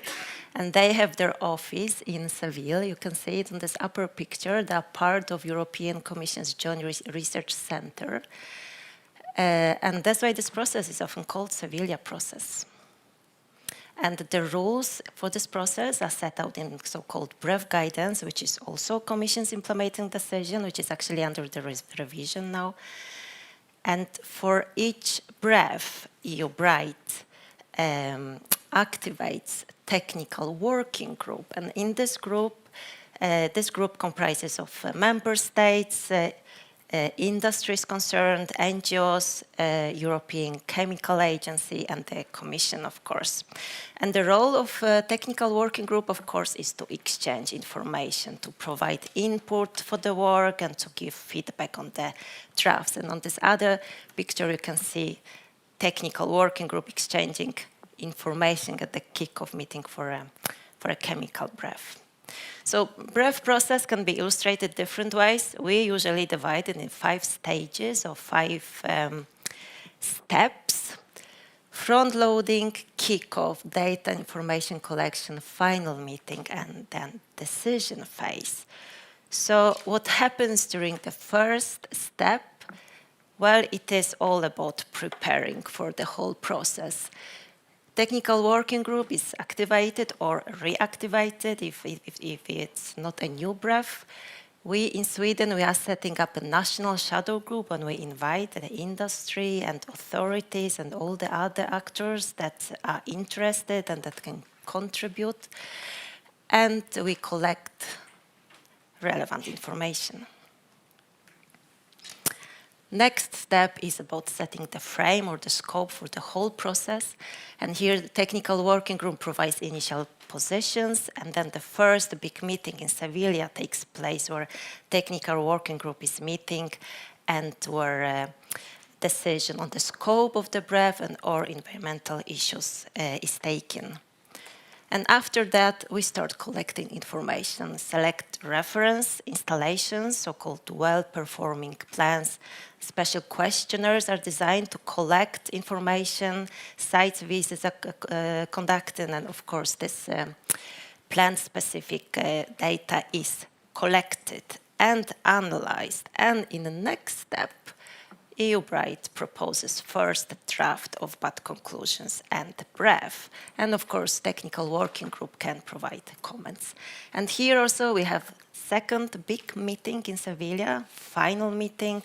And here the purpose of this meeting is to deliver final draft, which in next step, which is about voting and decision, this final draft is sent to Article 13 Forum for its opinion. It's a forum of experts. Here are also the member states and industry and NGOs and commission. And after that, those documents must be approved in Article 75 committee. After that, BAT conclusions are translated and published in official journal of the European Union. And then we have 4 years to follow BAT conclusions. So either permits must be updated according to the latest BAT conclusions, or if BAT conclusions are implemented through general binding rules, then operator has to follow general binding rules 4 years later. So innovation in IAD, I think we all know that innovation is necessary for our transformation to cleaner and sustainable and carbon neutral economy. And that's why when IAD was evaluated before the revision, one of the aspects that was examined was if it adequately support innovation and transformation. And the result was that no, IAD is actually quite weak when it comes to innovation. And the main reason for that is that when data for BAT conclusions is collected, it is often based on past performances. It is very much a backwards-looking exercise. We often say that BAT conclusions are aging for some sectors where there is lots of innovation, lots of development is happening, they are aging quicker, and for others. So that's why during the revision, new provisions were added to promote innovation and industrial transformation. And here INCITE is the main tool, and it is INCITE that is supposed to add this forward-looking mechanism to BREF process that I know INCITE team is talking about often, and shift the focus towards future solutions. So, as we said, INCITE is coming from IAD, and more specifically from Article 27A that was added during the revision. And here we can see the provisions about the establishment of INCITE, that the Commission shall set up and operate INCITE, and this is already done. We've heard about the launch in Seville last year. Here also purpose of INCITE is described: to collect, analyze information on innovative techniques. Role of INCITE in BREF processes. INCITE should inform BREF work program and support the development and revision of BREFs, which means that Commission has to take into account INCITE findings when they prepare working programs and when they are drawing up BREF documents. And it is also said here which actors or stakeholders should I should wrap up. Yes, just notice that this group is bigger than technical working groups. We have research institutions here, we have technology providers, we have other public bodies. And transparency is also important, and we know that the web page was already presented, so all findings are public. How little time do I have? Skip that one. Okay. Yes, okay. Then to summarize, this link between permit and INCITE. So where this information from INCITE is coming in?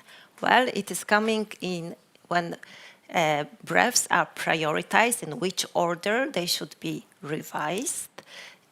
It is coming directly to BREF process when those candidate techniques are proposed to technical working group for consideration in BAT conclusions, and we heard about different permitting flexibilities that are connected with those ones. And it can also be used directly in permitting, since INCITE is working continuously, not like a BREF process that is long and complex. So permitting authorities can always access the information in INCITE, which hopefully helps them in their assessments. I can be quick on this one because I noticed that Eric was actually talking about the role of member state, and I was very happy to see that we seem to have the same picture, so we seem to be on the right path. Support and promote, we think, is very important for us. But what I want to mention, though, since it is 1 year with INCITE, that we have gotten an assignment from our government to ensure that Swedish participate in the startup and formation phase of INCITE and facilitate contacts between INCITE and the industry and research institutions and other relevant actors. And we should have a dialogue with Sweden's Innovation Agency and Swedish Agency for Economic and Regional Growth, and also gather knowledge from them. And this assignment should be reported in the end of November, which is soon, but of course it doesn't mean that we are done with this work. It means rather that we are in the beginning of the path when we are identifying all the things that must be done. Yes, of course I will skip the last page, and thank you very much. Thank you so much, Isabella.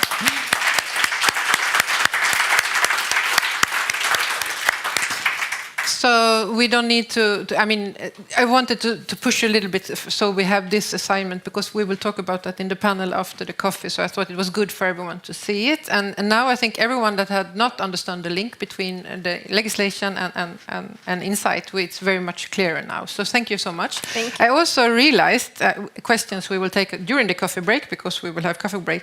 I realized I forgot to stop, come back. You have water, and you need maybe a water bottle if you want. Yes. And also, Lars, you will get one if you behave the rest of the day. And it's in steel, of course. It's steel. The material is very important when you do water bottles, and this one is on steel. So thank you so much. And now it's time for coffee in the where you found the lunch. Thank you so much.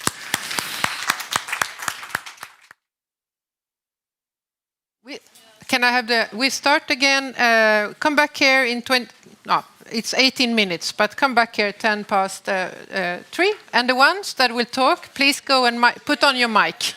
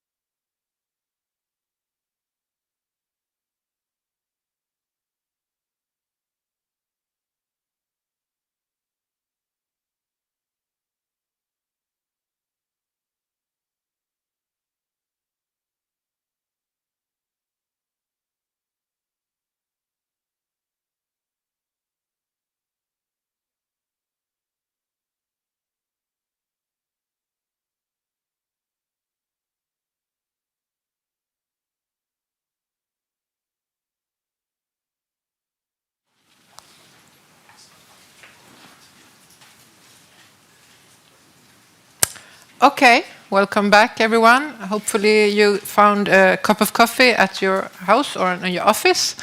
Now it's time to dive into what do authorities do about it. We have heard member states and authorities is a key player in this work with INCITE. They are encouraging us to really take action as member states, as government authorities and authority. So with that, I will like to have next slide, maybe with the people that will be in the panel. Thank you. So I have the pleasure to invite, actually it's not so gender balanced panel anymore. It was a little bit gender balanced, but then I got the message from Clara, who was here last year and really had been prepared to come, but she sort of could not make it, and I'm sure there is a good reason for that. So with that, we will not have Clara here, and in a due time, for just a minute, there was not so easy to find another person for that. But we have one in the panel that has been working for the environment, for the energy authority. So maybe he can change hats during the days when I worked at that one. No, I'm joking, of course. So let me introduce you to this very, very, very nice panel. So first of all, we have who already spoke and had a question, Johan Kuylenstierna from Swedish EPA. You can be whatever you want. If you want water, it's just behind you. So that is that one. And then we have Mattias Blomberg, who is the senior advisor at Formas. And you will explain a little bit what is Formas, because that will be needed for our listeners online, because they don't know all authorities in Sweden yet. But after this day, they will know a few of them. And then we have as well Remy Collesar from working for the Swedish Innovation Agency, which is Vinnova. We have heard it a couple of times already. It has been mentioned in this Impact Innovation authorities. It's difficult with all this. And then we have Björn. Where are you? There. You sit there. Welcome. So we have Björn Langbeck, who is then working in the Swedish Agency for Economic and Regional Growth. So I think we start with you, Johan.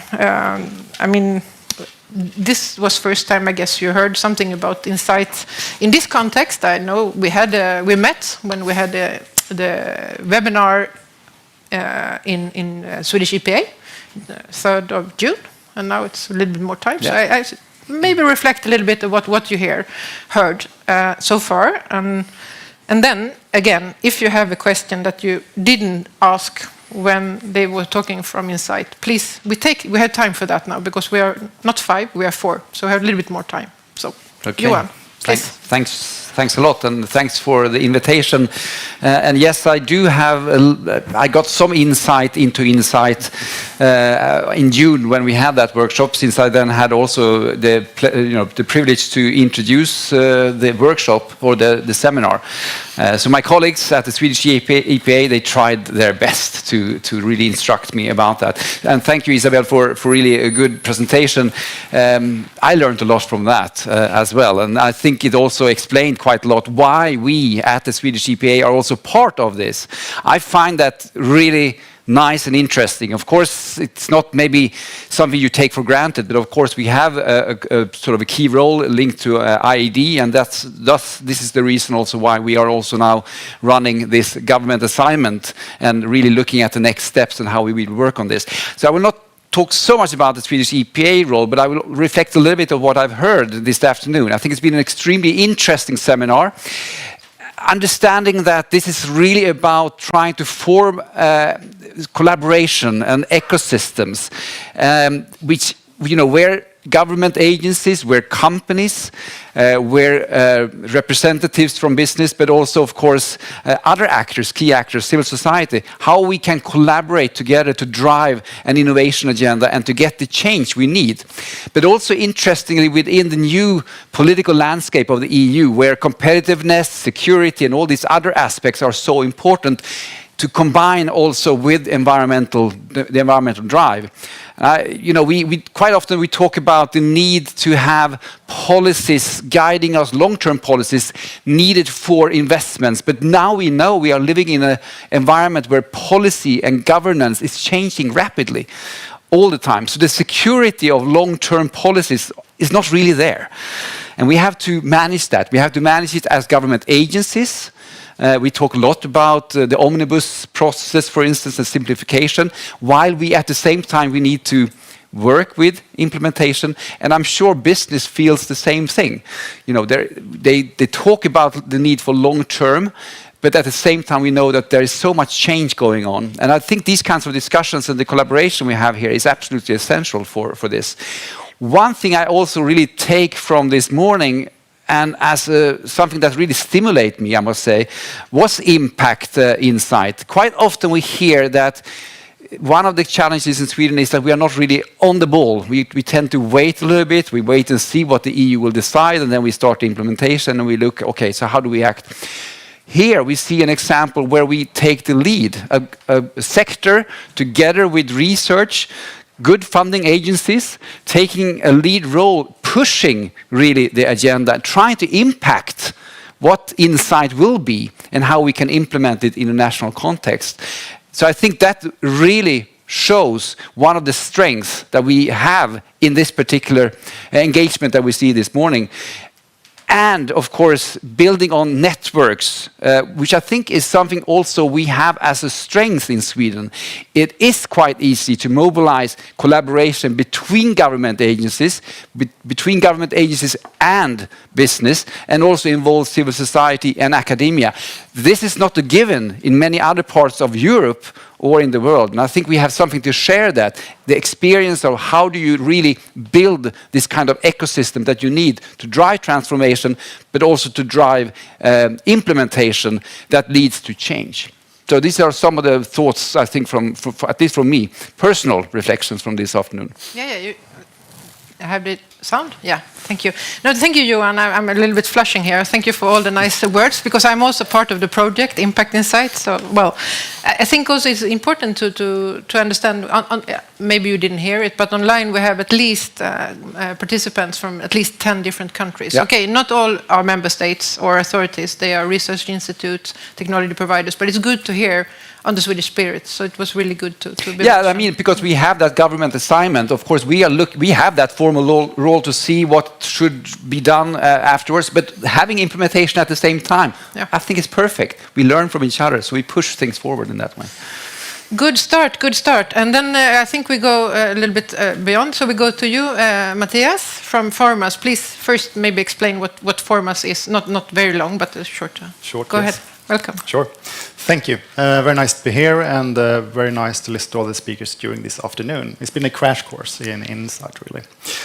Formas is the Swedish Research Council for Sustainable Innovation, or Sustainable Development, sorry.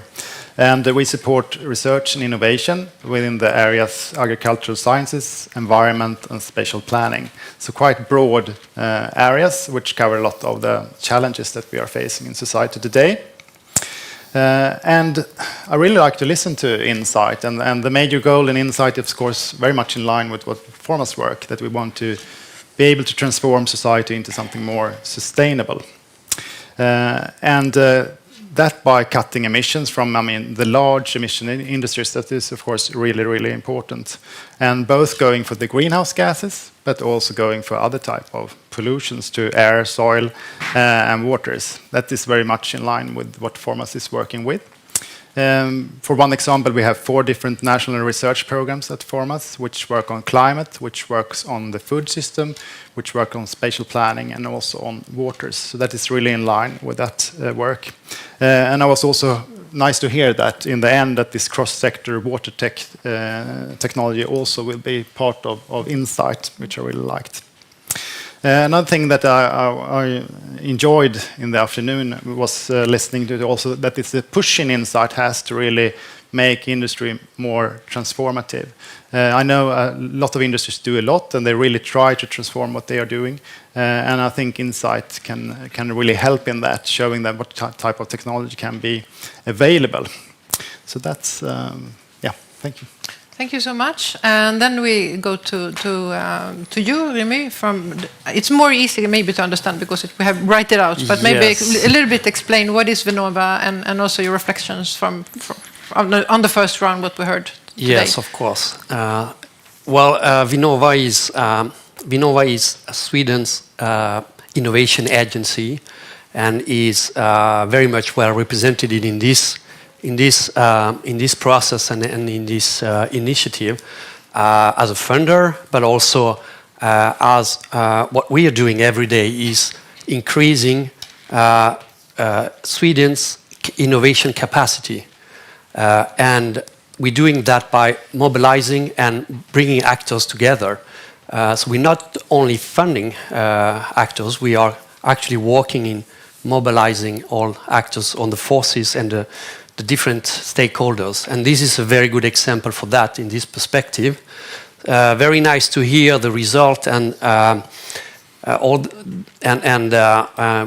also from, especially actually from impact INCITE, because we're not only funding, we actually gave the name to that, thanks to our Director General, Darja Isaksson.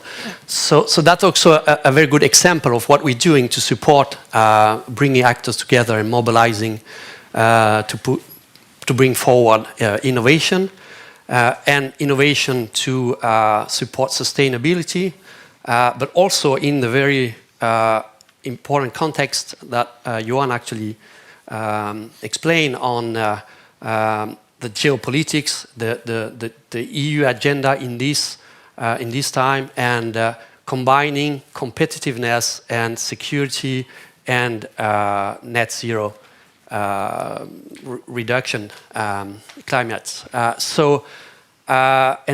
I think the rationale for INCITE and all the things we've been doing a couple of years ago are actually the same, but we are using it actually to address many other challenges of our time with security and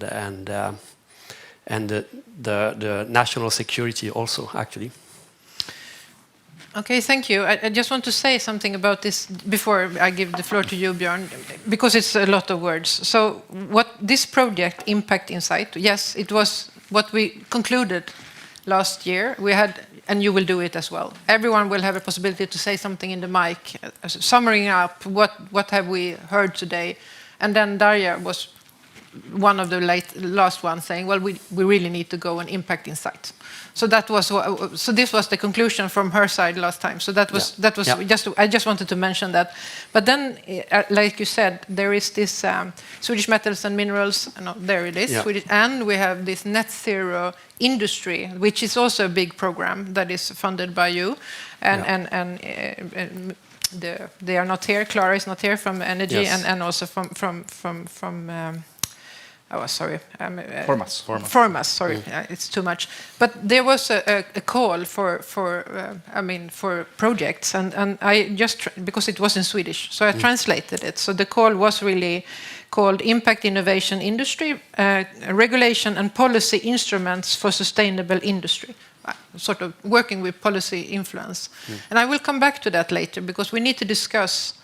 It was a 1 year project. It was Swedish Metals and Minerals and Net Zero. They did this, and we really appreciate it from the program. It's like if we don't get this money, who will do it? So we were applying for it and got money. But that was 1 year. Policy influence, policy need to be more than 1 year project. So we will come back to this, because I think this is a key thing to manage to get out the research, get out new techniques, to help us to transform. We will come back to that, but I want to say, just to explain where this project was coming from. Okay, it's not me who should speak, it's you, Björn. Please give us a little bit of, because you're a little bit different to the other ones here, so maybe, or at least your authority. So please give an introduction to what is this economic and regional growth, which sounds like it's connected to INCITE as well. Well, the basic idea of the agency is to promote sustainable growth all over Sweden.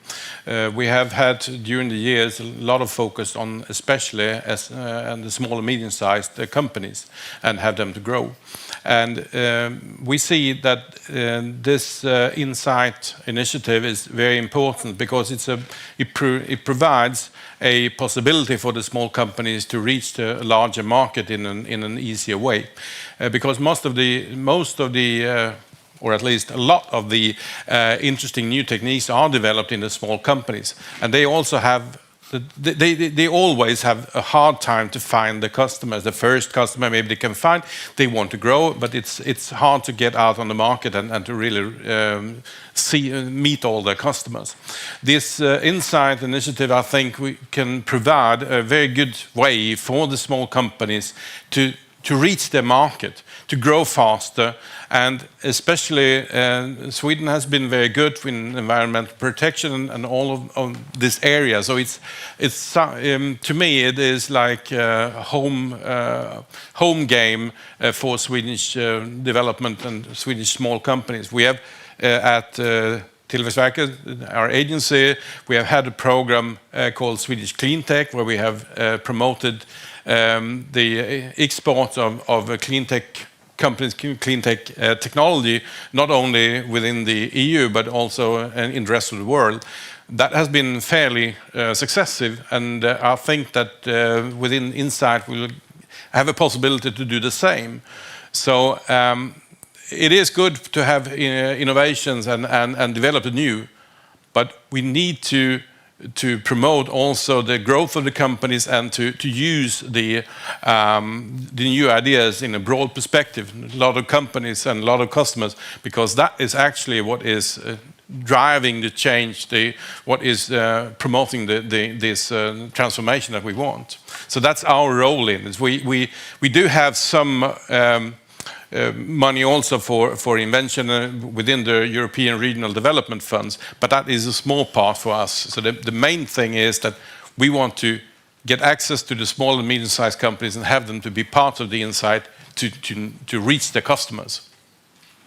Thank you very much. This is one thing that I want to discuss with all of you. How do we find those small companies? How do we get them to know that INCITE exists? Because what Eric and colleagues said from INCITE, this is a marketplace to showcase your technique. I mean, you open up the full EU market for them, but you need to register. It will not happen. So for me, it's important for us to really, one of our conclusions will be, it's very difficult to find the stakeholders that should be uploading techniques. And I mean, I don't know what tool you have, Björn, to reach to the...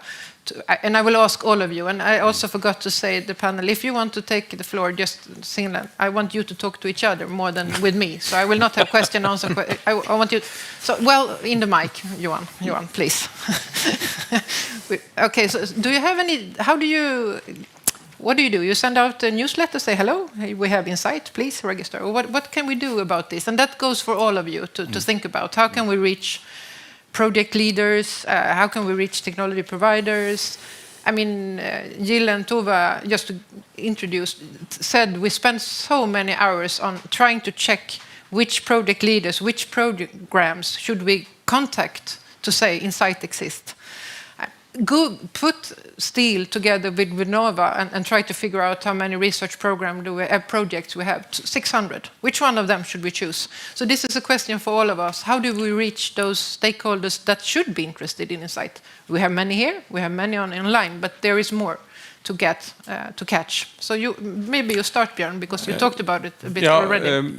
There is one European program that is called Enterprise Europe Network, which is a program partly funded by the Commission for SME companies to grow their market on their internal market.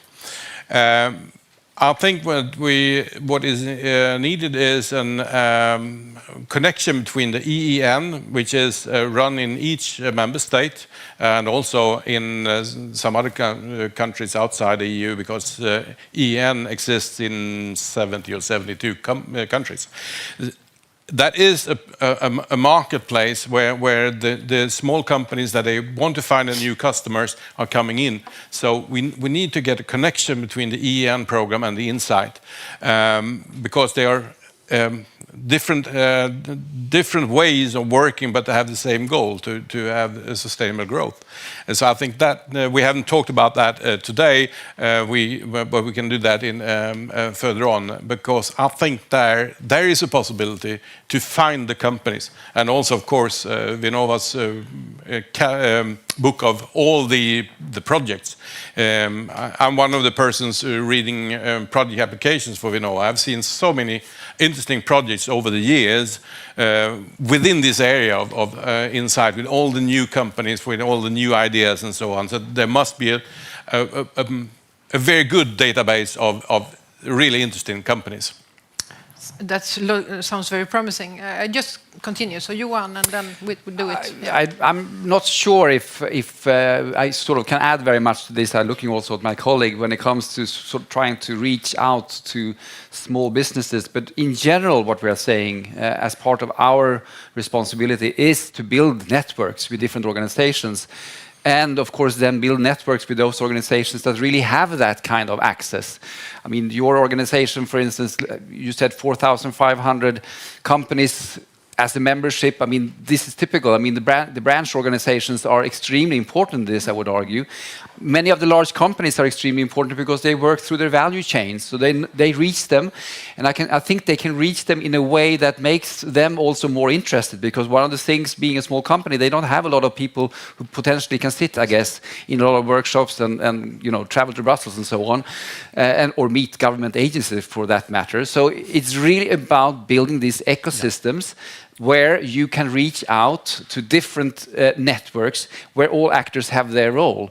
And I don't think maybe our direct role is to reach out to these small companies, but working with others, for instance, other government agencies that really have that kind of networks and role that we do not. And that's why we are standing all together, you know, the four of us. It's not a coincidence that you stand together here. I can promise. I have an idea behind it. But I didn't want to especially talk about small companies, even though if they are very important. It was just because Björn was mentioning them. I'm talking about all the stakeholders.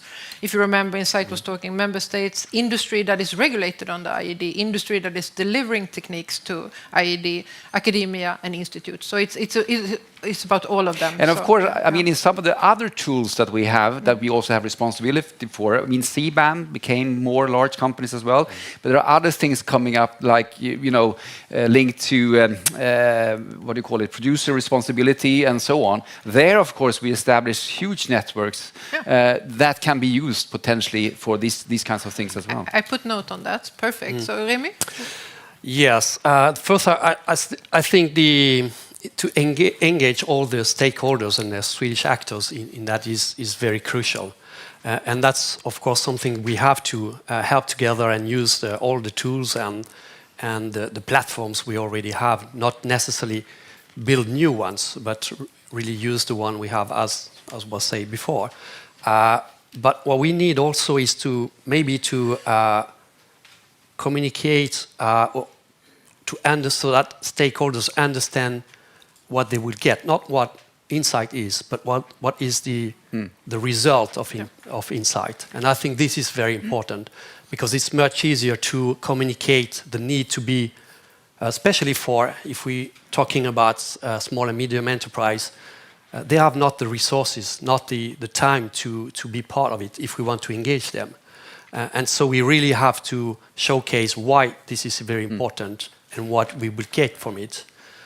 So that's something I think we can be better to provide knowledge and information on what is the importance of being in this process.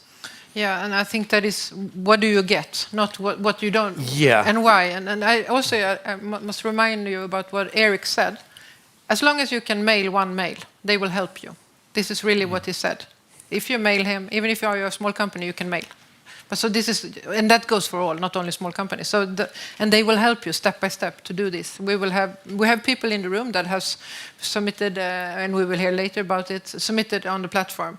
It takes a little bit of a while to understand what on earth are they asking about, because IED is not familiar to these people. They don't know it. The researchers don't know IED either. But the merit of being on the platform is very, very big. It's on the platform, it's on the technical report, and you got some sort of star mark from Commission, if I put it bluntly. So thank you, Remy, and now over to you, Matthias. Yes, I have an important point from Remy, I think, to really select what is the value for these technology providers. I'm also thinking about the innovation programs that we are running. Both the one is kind of phasing down, which is the strategic innovation programs, been running for more than a decade, a very large project portfolio and so on. So there's, of course, some gold to dig in there. And I think then you need to reach out for the ones who have the best overview of that project portfolio. So really reaching out to those companies. Impact innovation is more to come, running for 1.5 years now. So not so many projects have run to completion. So still, of course, they are not starting from zero. So that's also a platform which I think can be used. Yeah, thank you. And also, I mean, it's also about not only IED, the connection Isabella was talking about, the permits and etc. It's also about sort of saying to inform Commission, RTD, and the research department where is more money needed. So, I mean, there is also this research angle, and maybe to go a little bit beyond about that. You said you have a big portfolio, project portfolio, but how do we data mine that to be able to find out who should do that work? I mean, we did it, tried to do it for steel, and well, in the end of the day, I said we cannot talk more about lists now. We give up, and Eric was doing the same job for Commission. All the work, all the money that has been funded via Commission funding, they were data mining that, and we did it for Sweden and steel, nothing more. So, how can we? You haven't. I mean, you don't need to give promises now. But what do you think? Is it possible to do? I mean, we have your authority. We have also Vinnova, of course, and we have not today here the energy agency, of which we have the Industriklivet, and there it was quite easy to find project that was really suitable for INCITE. So you have an idea on how to? Not really. I think it's a challenge to find, I mean, the right projects, so to say. And that's why I mentioned, I mean, really reaching out to the ones who knows most about the portfolio, like maybe the program director for one program, who maybe have some knowledge about this. So no good clue for me. No, sorry, I want to embarrass you. We have brainstorming here because we need help. We need to work together. That's why we have this seminar, this event, this workshop. Johan? No, I think you said something important. I mean, like, thank you. Yes, the Swedish Energy Agency. They have Industriklivet, and we have, of course, Klimatklivet, where also the government is putting in 1.5 billion more next year. So it's 4.5 billion next year. And we have 8 billion sort of in investment, the investment sort of framework, which means that there is a lot of things going on there. And there are quite a lot, both mid-sized and small companies involved. So I think that, of course, there we have to keep very close track of exactly what is happening. So you're right. I mean, I think it shouldn't be that difficult, depending on the sector, of course, to find information that could be interesting also for INCITE and for the way forward, especially when we are broadening out to other sectors as well. Yeah. You want to say? Yeah. Yes. One thing I can add to that is that we also have, as part of the the net zero industry act, we have these regulatory sandboxes, which is also something coming up, and to allow, a better possibility to try innovation without the barrier of the actual regulation, and this is part of the the tools we have, and that could be something we can use to actually identify potentially winning solutions for the future. So combining other kind of tools we have, and I think the regulatory sandboxes, which is about to be launched from the EU level, is one key. Okay, I'm not so familiar. Now we are sort of leaving an area. I don't know so much about these sandboxes. So, but if you say so, I take note of it, of course, and I will use it later. But we can maybe come back to that, because it's interesting again to do this policy influence. Then the regulatory sandboxes, if I understood it correctly, it is a way of testing things. Yes, in a limited aspect, and then and actually provide not only testing technical solutions, but also actually improving the regulation. Great, because this is really what we're doing with INCITE. Exactly, that's why I... Oh, okay, I got it. Sandboxes. It's not sandlåda, but sandboxes. Putting that on the table, yes. Yeah. Right. Björn? Yeah, no. Johan, you mentioned something before that we need to reach out to those who have the networks. And I think that is a very good way of doing it, because we, as agencies, we have some network, but we don't have the defined network. But we have organizations that we can work with. We have Teknikföretagen, we have RISE that knows many companies, we have Sphere. We have other organizations like the EN, as I mentioned, also the Industrial Development Center, EUC, is in Sweden, where they can reach out. So we need to work with our networks to reach out and explain about what is INCITE, what are the possibilities. And now, after 1 year, we know a little bit more about what it is and how it could be used. So now I think it's the time to use our networks to reach out to those who really meet those small companies and networks. I think that is something we're good at in Sweden. So I think that is the most important way we can work as agencies. I agree. Exactly as you said. Just to say something, maybe you remember Eric's slide, there were 3 different legs. So one leg was the connection with the permits, the IED, which Isabella talked about. The other one was influencing the upcoming research programs, really EU-wide, not national, of course. And the third one, that is maybe even more important, but we don't discuss it today. It's not because it's not important, but it's just another type of seminar.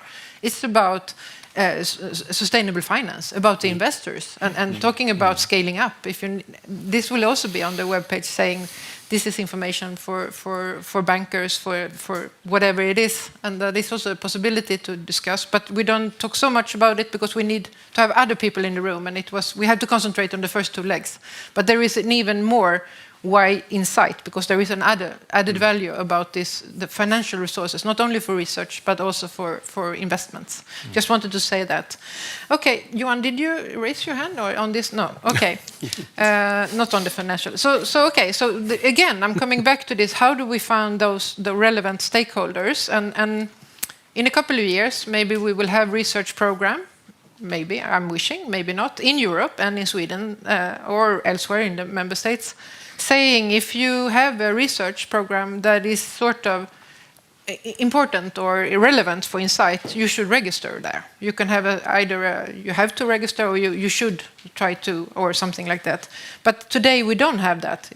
I mean, this was just coming in 1 year ago, so there is no requirements in the calls saying that if you have something that is relevant for INCITE, have a look and please do something. Is this something we can, I mean, again, it's not about promising anything, it's just sort of, could that be one tool to use for upcoming? INCITE is not, I mean, we don't have RTD here, so I cannot ask them, but I ask you, do you think that is something to add there? And also I think, Johan, you have some research money for other things, but it could also be maybe connected. So a new round on this one. So maybe I start again with you. Okay.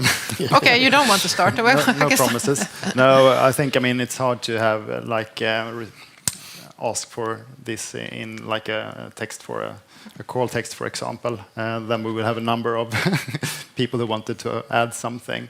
But I think, I mean, visibility is for me the key here, and this today is one way of making INCITE visible, and I think that's really also maybe a way of collecting these organizations, the companies and so on, by making it visible in the right sectors, and as you said, make it valuable for these contributors.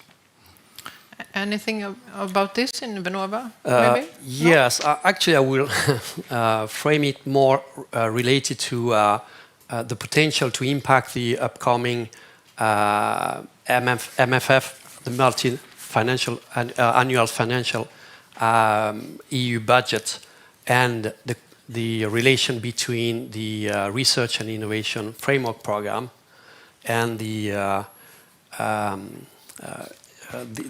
other funds that will be related to it, because this is going to be a way to design the coupling between the competitiveness fund and the research and innovation framework. And that will be very important to actually combine it, because we will find the potential for addressing what kind of research thematic research we need to address, but also the funding gap of we have actually in Europe when it comes to implementing new technology or creating new companies. And so I would say that it's rather to work with the EU, the landscape of and the designing of the next, the upcoming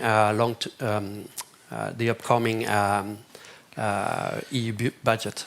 Yeah, MFF. That sounds like the football team in Malmö. Yeah. So we remember that. Another acronym. Johan Johnson? Well, I mean, only you say, should we ask them to register? I think what is really important with initiatives like this, and I think in general, if we are thinking about the change also happening in the EU in terms of the simplification agenda and so on, be careful about asking more and more and more and register and do this and do that. It has to be driven by incentives. What's the benefit? Don't just ask tick boxes. And I mean, we discussed this also internally. We are looking at now the EU Social Climate Fund, where we are responsible for building a system where you can apply for support for electrical vehicles.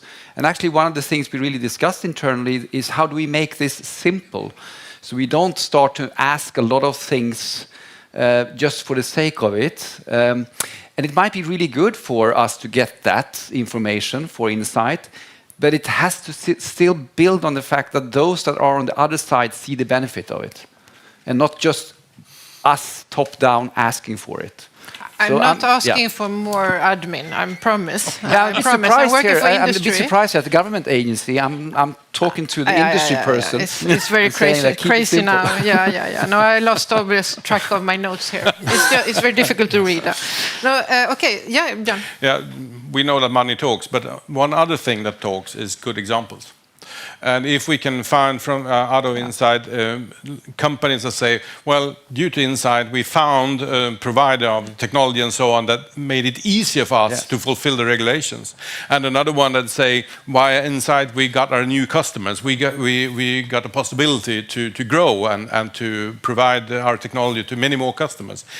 Good examples talks very, very, very good. And that is more important than tick boxes. I don't like tick boxes either. Okay, I put it down. No tick boxes. We have good example of companies in the audience that has actually registered. So we will need to spread those examples. I just think it's time for the audience to wake up and have questions. Microcarrier, is there any questions now? And also I think Eric or colleagues in INCITE maybe reflect a little bit on what you hear from the Swedish authorities. But first, any questions? I asked you to ask questions, please. Don't be shy. Yeah. Pia, introduce yourself. Yes, Pia Persson from FOAK Law Firm. I actually have a question from Johan, but I think you might need Isabella's help to answer that. I love it that you say that from the beginning, so I don't have to. Isabella, please be prepared. Listen. Okay, so here we go. We all understand that there is a lot of work to do when it comes to the updated EID directive. Regarding the implementation on the national level. But here in Sweden we have a government that has suggested quite a lot of changes to the environmental permitting process. We have a new permitting authority that should take over some of the the tasks of the country administrative boards that are actually very well connected to the EID directive. So what do you think about that? Will that be efficient, or is that a challenge for you to keep pace with these new changes in the organization? That's a really good question. Isabel, what are you saying? No, but you're right. I mean, and I can also say that it's maybe, I mean, some of you may be aware of this, but if we are looking at the time span for that, it is actually in the budget from 2027 to have such a new agency in place. If it will happen or not, we have to wait and see.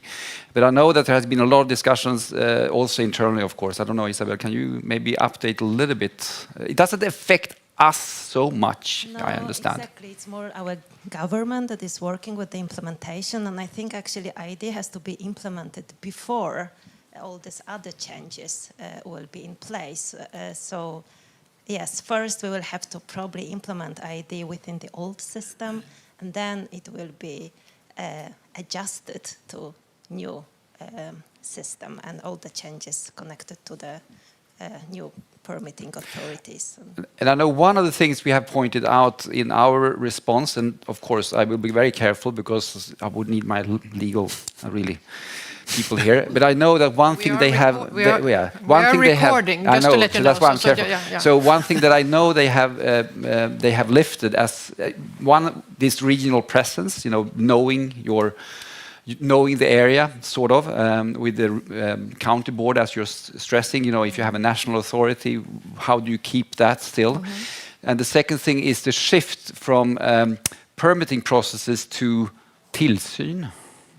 Supervision. And that is quite a big shift in the system in a way. So permitting processes may be faster, potentially, or easier, whatever.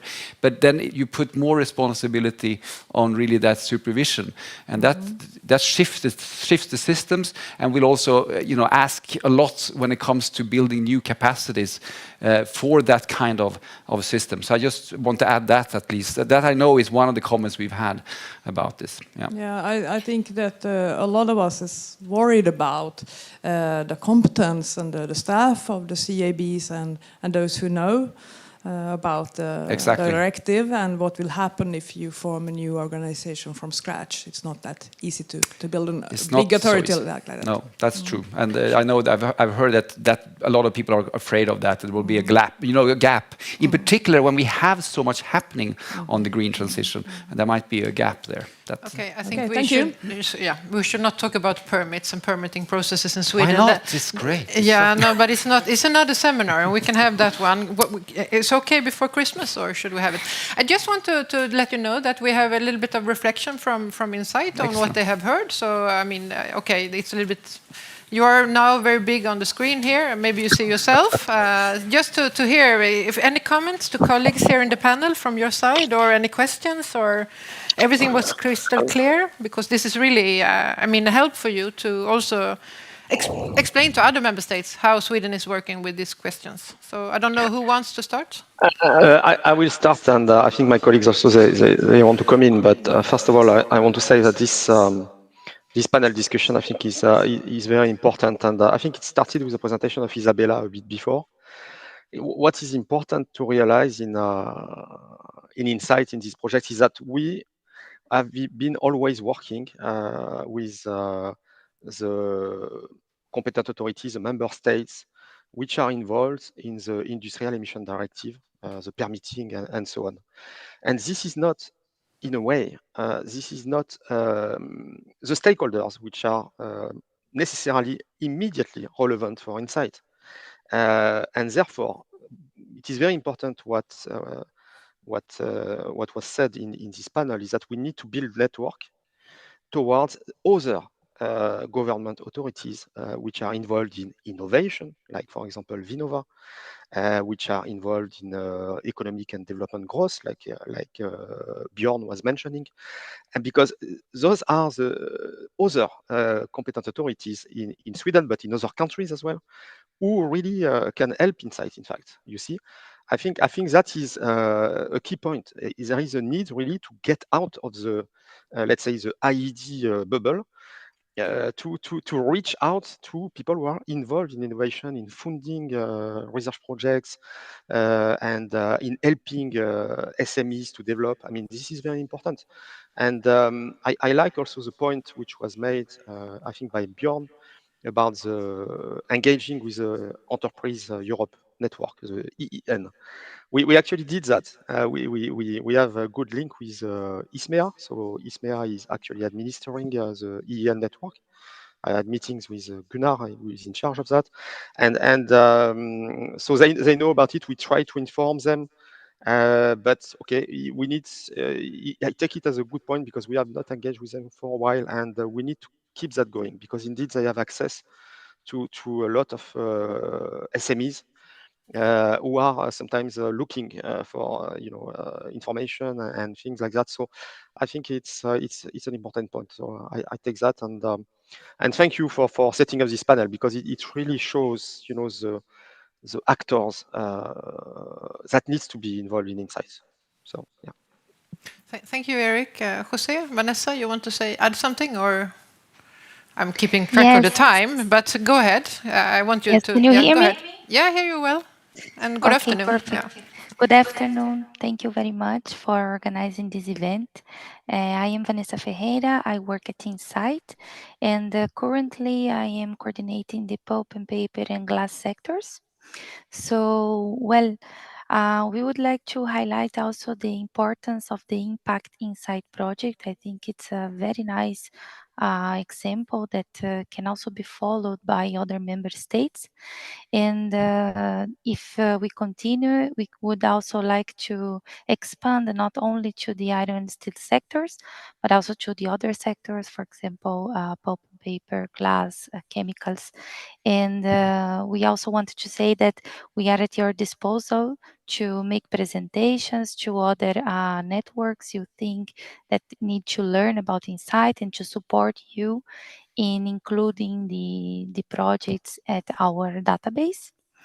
So basically that's it. Also, we are planning a visit to a pulp and paper mill in March next year, but we could also discuss further to include the member state authorities in these, and also perhaps expand to other visits in that travel. And that's all. Very nice to be here, and thank you very much. Don't go anywhere, because you will come back in the final round. But we will have to wrap up this panel. So, Jose, you want to say something now, or you want to save it for later?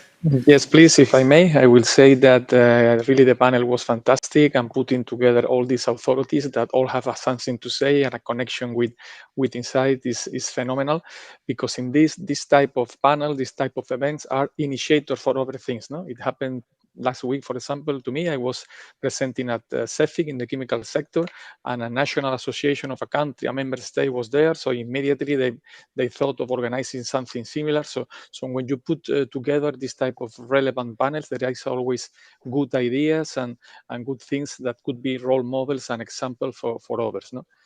Talking also about good example, I like a lot what I think Björn mentioned about highlighting good examples. We are always trying to find carrots to connect with INCITE, but it's not always easy. You mentioned that before, I think was Johan in a question.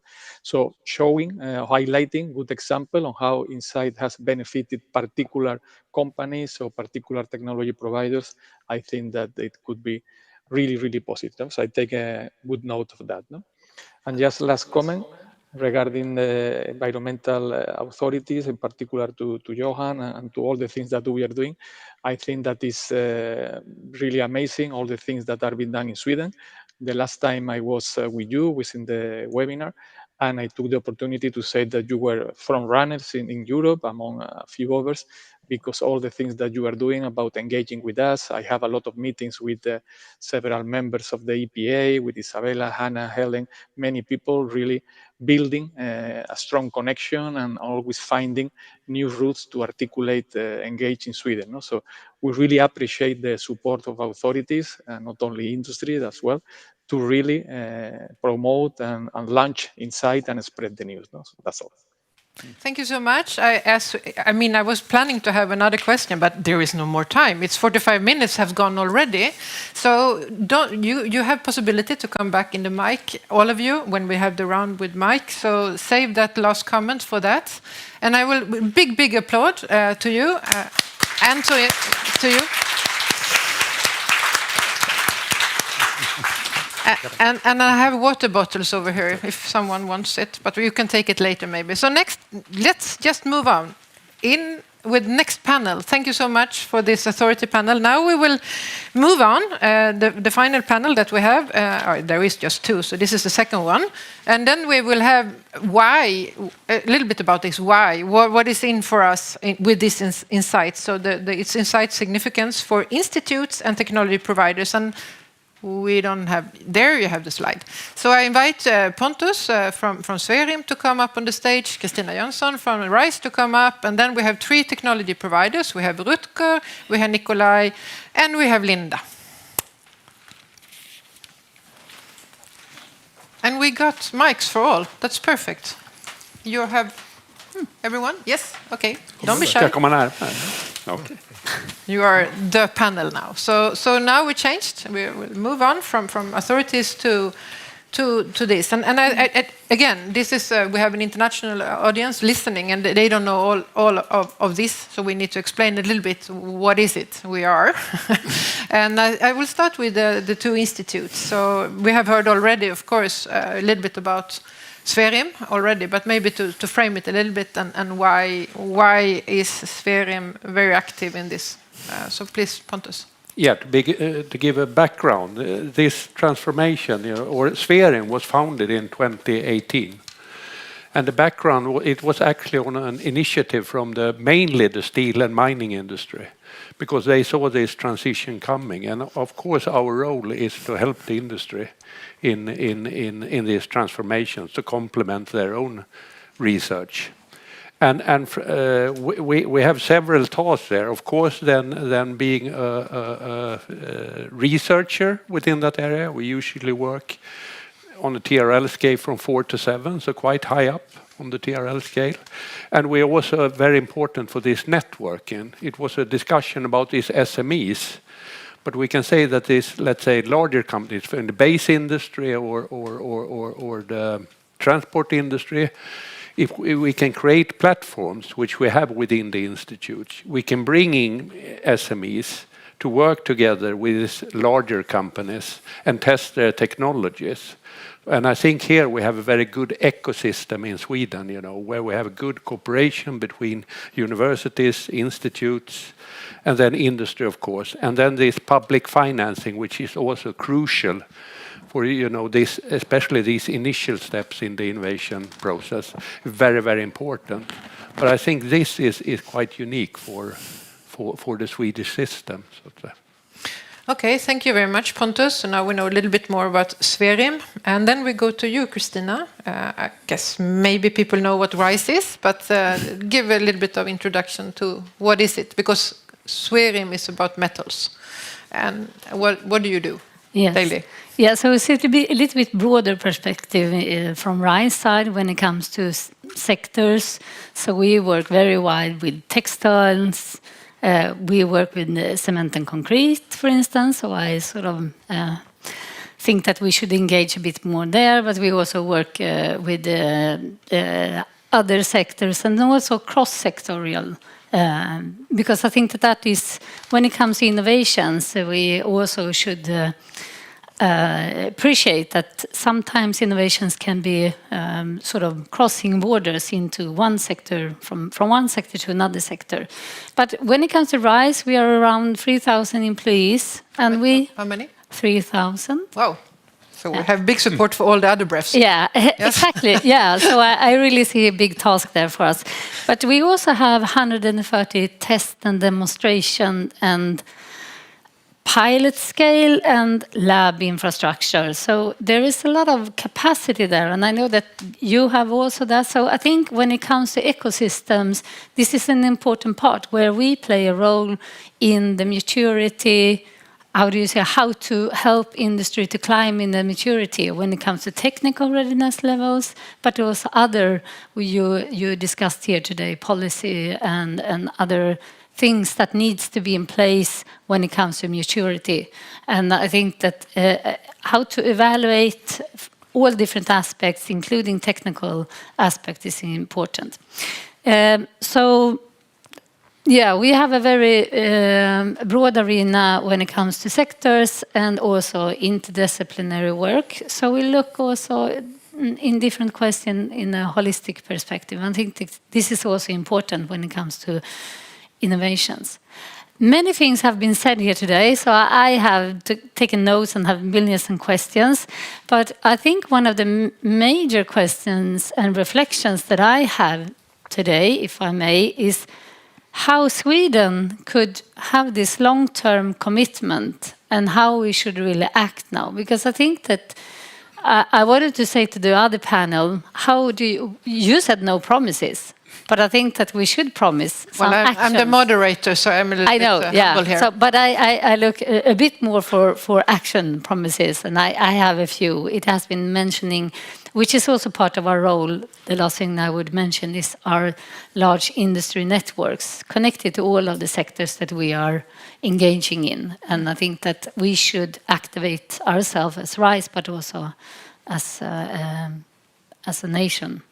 Definitely. Indeed, and we need, we cannot work for free, none of us, so we need to find a way to finance this, and we will come back to that a bit later. Yeah. So thank you, Christina, for I'm really happy you're here, and also to let the people know that when we launched the INCITE event in Seville in midsummer, it was me and Nikolai there, and also Adam Andersson, which working for RISE, and he was sort of invited there to have a look what is INCITE. At that time it was only a launch, nothing more, and then now we have more. He gave this opportunity to be here with us. He could not be here today, and I think it's much perfect that you are coming here. So thank you. And now we leave a little bit the institutes and go to the technology providers.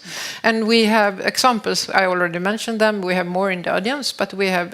I will start with you, Linda. A little bit. What is Green Iron, and what is your experience of INCITE work so far? Yes, so we are a scale-up company and a technology provider. I attended this seminar a year ago and were a little bit confused. What is the purpose? What are the benefits? Is this something for us? But continue to follow. And then participated in the workshop in Seville this spring. So now it's getting much clearer. What are the benefits? What are the purpose? And what's in it for us? And being at the workshop in Seville, we got the opportunity to present our technology to a broad audience, as well as for me and for us to learn also what is state of the art today. There's a lot of good benefits just in that network. So yes, that's where we are today. We are also working with Eric and the team in a very good way. So I can only acknowledge that they are really supportive. Being a scale-up, we are constantly growing, but a few people doing a lot of things, and just an extra administrative thing could be just too much. But we get a lot of support in that. As well as also just simplifying that process, the submission process to the platform is really great. I think that has helped a lot. It's not creating this hurdle for us to go into that process. And very soon we will have it on the platform. We will just figure out the technical issues there, but it's not about the content anymore. It's just a final practical one. So we will not go into that. We skip that. So thank you very much. Also explaining how much you have been following this 1 year. It's clearer now. Nikolai, maybe I already said you were in Seville and midsummer, but go ahead. Yes, exactly. Thanks. But maybe taking one step back. So Kanthal is a material technology company based in Sweden, but a global footprint. And we're not a startup or scale-up. We've been around for decades, around 90 years actually. And we're specialized in electric resistance material that's used in industrial heating. So with the idea of industrial decarbonization, a lot of the European industry emissions come from high temperature heating. And obviously replacing combustion, electrifying that has a huge potential. But we were facing, it was mentioned earlier, Lars, I think you also talked about these narratives. Doesn't work, not the high temperatures, not at industrial scale. And then maybe a little bit as an anecdote, when Eva and I started looking at the FMP BREF, that is the one that is valid for us. And luckily in my daily work with this global responsibility, I'm not so involved into the local permits and compliance issues, but we looked at it and realized, but wait a minute, just the installations that we do have an electric walking beam furnace, we do have an electric pit furnace, and the BREF that tells us what to do is not really capturing that. And then, of course, for me, that was interesting in terms of, well, if it doesn't say that, maybe the rest of the industry isn't aware of that either. And how can we raise that? So then the idea grew that maybe that's something for me to engage in. And also because we don't have a public affairs unit, we're not that large, we don't have a Brussels team or anything like that. And I mean, I get excited when I see these complex systems, but my management team doesn't. And but I think it's quite telling that my most important partner in this is in the business development, sitting behind there. It's not a public affairs function. And what Björn was saying in the previous panel, the idea that, oh wait, this could be important. And our technology can be used not only in the iron and steel sector. It's a double role that we have, because we're, through our mother group, Alema, we're part of the iron and steel sector, but we're at the same time a technology provider for many other sectors like glass or semiconductor. So the journey that started with that visit at our own factory led to me participating in the launch in Sevilla. Last year's seminar here, we had this fantastic site visit with Eric and colleague. And we've basically taken all these steps. Now, very happy to be able to show that our first technology, we have many more entries in the pipeline because it is quite diversely applicable. That is really the story that I think the previous panel was also asking for. We're kind of, there is the technology innovation side of it, but there is also kind of a policy innovation side of it, and INCITE is a bit of the interface. So for us, it was quite straightforward and a really pleasurable experience. And again, thanks also to Eric and team.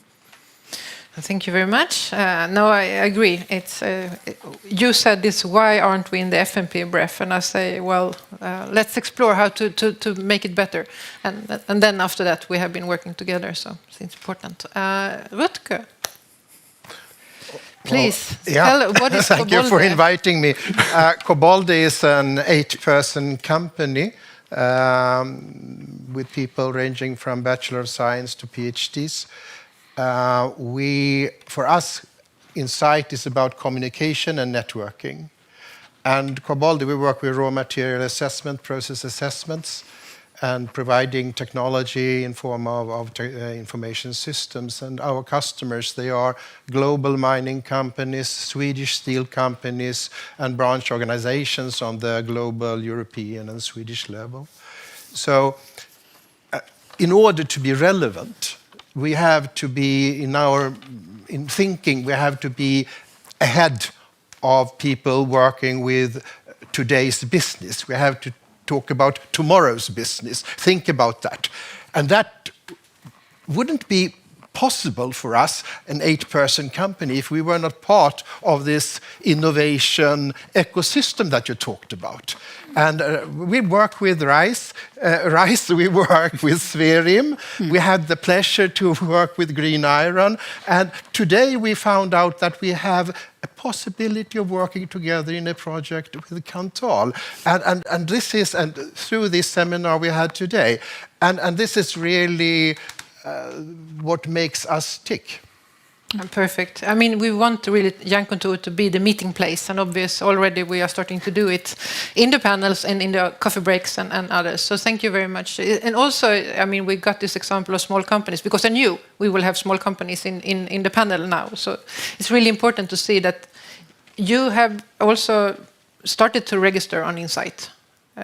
Because I saw on the list from Eric, it was, I think it was mentioned that you are ongoing to put something there. We are looking at that, and we actually, in order to fit into INCITE's way of thinking, we had to redefine our business, which we did. New business opportunity. Okay, I put note on that as well. Perfect. Thank you very much. So, I mean, this is illustrating, I mean, why to be INCITE from another angle, and I think it's very important. And as you said, Christina, I will come back to that. Next point will be about action needed and next steps, and that is for me the key thing. How do we continue this work? And I mean, we can witness on it was not that difficult. It was, I mean, you have to understand the IED lingo a little bit to understand that it's not only about how you reduce emissions on one parameter, you also maybe increase on others. So this is, I mean, but if you come beyond that, it's quite easy, and Eric helps. So what do we need now to continue? I mean, I go back to you, Pontus. You are the CEO for Swerim.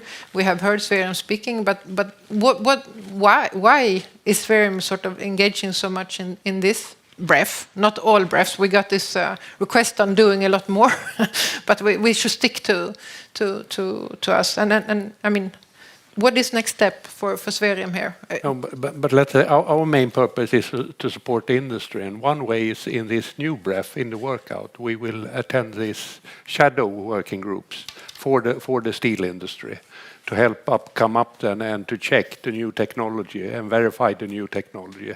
Mm-hmm. And that is important since Sweden is in forefront, I think, when it comes to this new steel technology, so to say.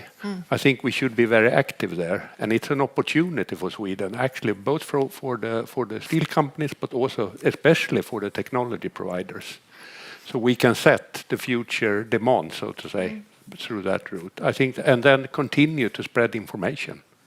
And continue to upload research, because that will continue. You don't have to. I mean, iron and steel has been in focus now.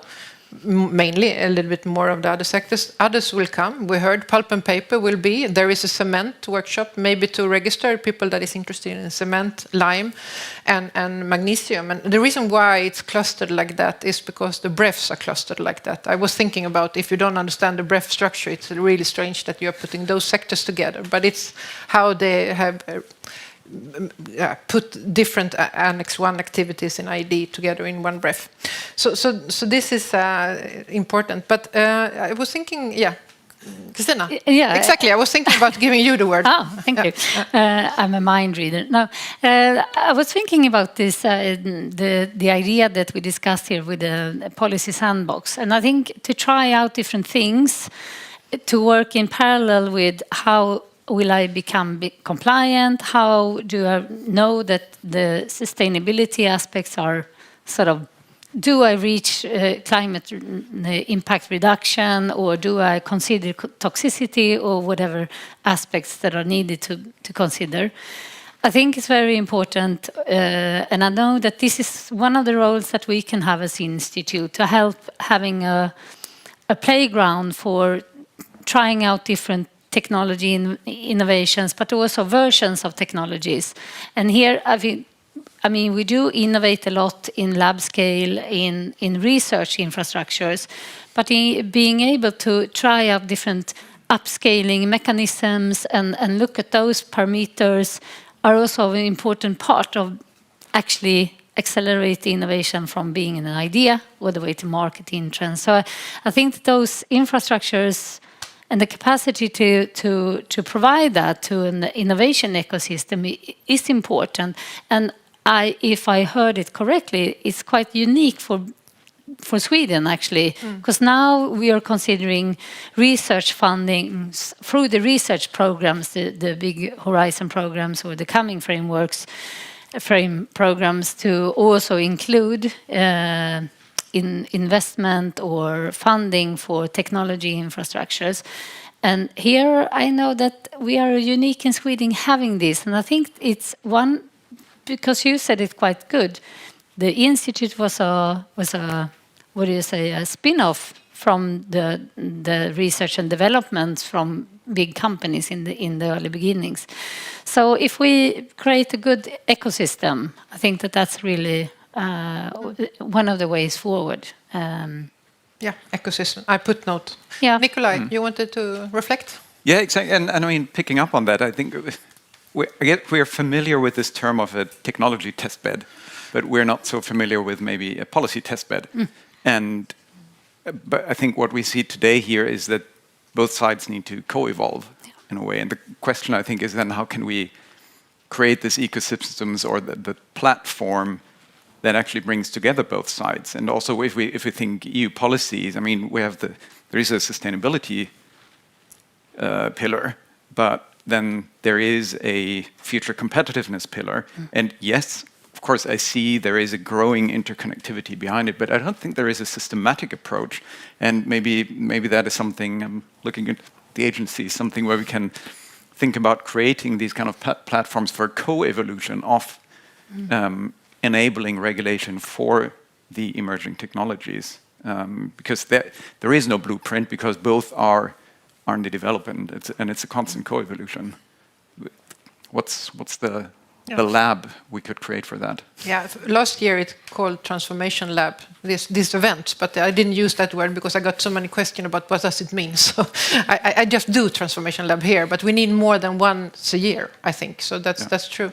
I just want to see if there is any. I mean, now maybe you are a company thinking, should I do something? Maybe a question for the audience, for the panel here, or. And I also know that we have one more example in the audience, sitting very close to Jill. So Gunilla, maybe you want to say something as well from your side. Whoops. Yes, my name is Gunilla Ölander. I work for Hybrid Development.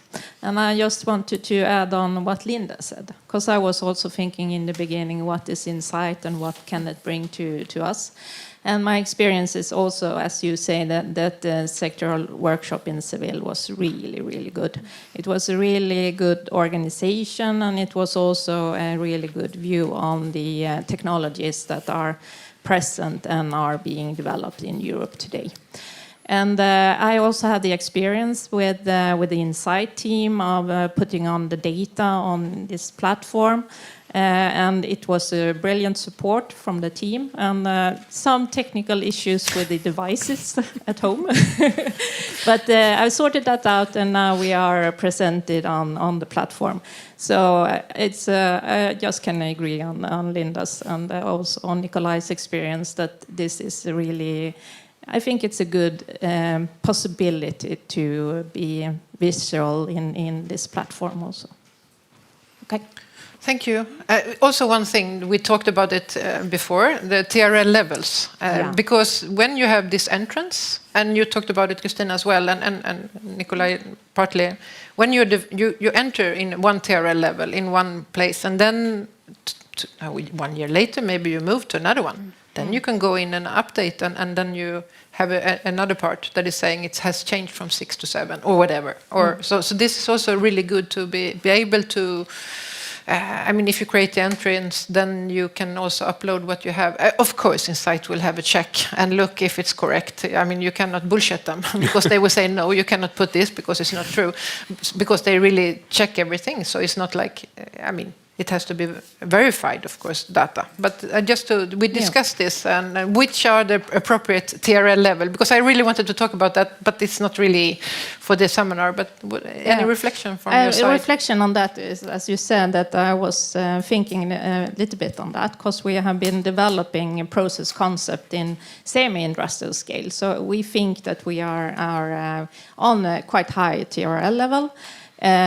But at the same time, I think maybe there is a risk to be too high in this visible site. Maybe that could affect then the possibilities to get, support for demonstration or more increased industrialization. So it's both sides, I would say, and going for bigger scale. I mean, it's also the lowest TRL level that you put together in your system will define your TRL level. So that was also a reflection on that. It was also to INCITE to reflect on. I mean, to think about. I saw Nikolai and then Rutger and also Linda maybe, and then we have to wrap up. I don't know. Half an hour was just.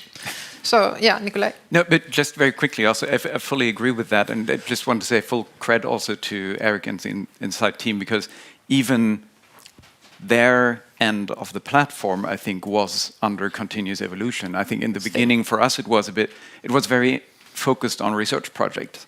And yes, of course, we do have R&D projects, and some of them are EU funded, but some of the products are commercially available already, but still underrepresented.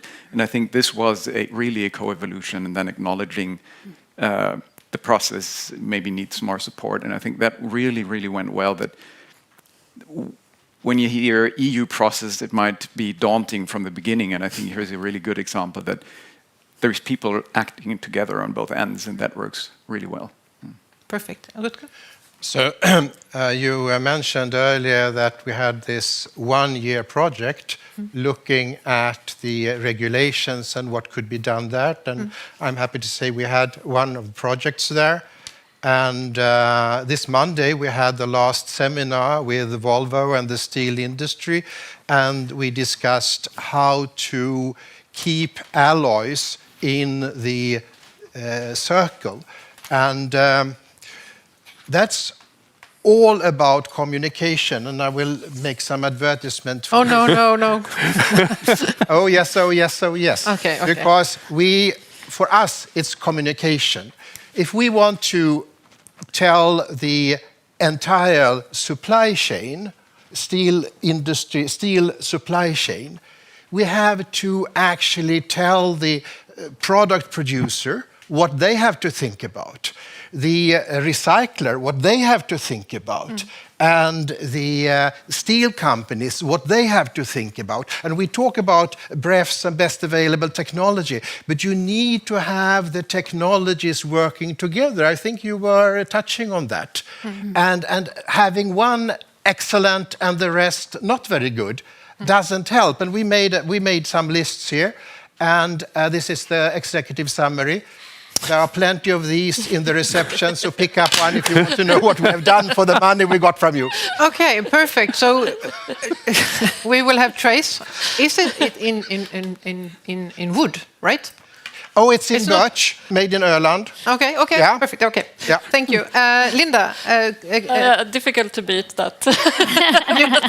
You should have brought all the small things from Green Iron and showcased the reduced metal oxides from our plant in commissioning right now. But anyway, I was reflecting on not just TRL level, but also on a topic a year ago was confidential information from companies, and I think that is still, I think, a topic to be addressed, but it's getting also much clearer for me, at least, that you can actually choose what to provide on the platform. So I think that's also important.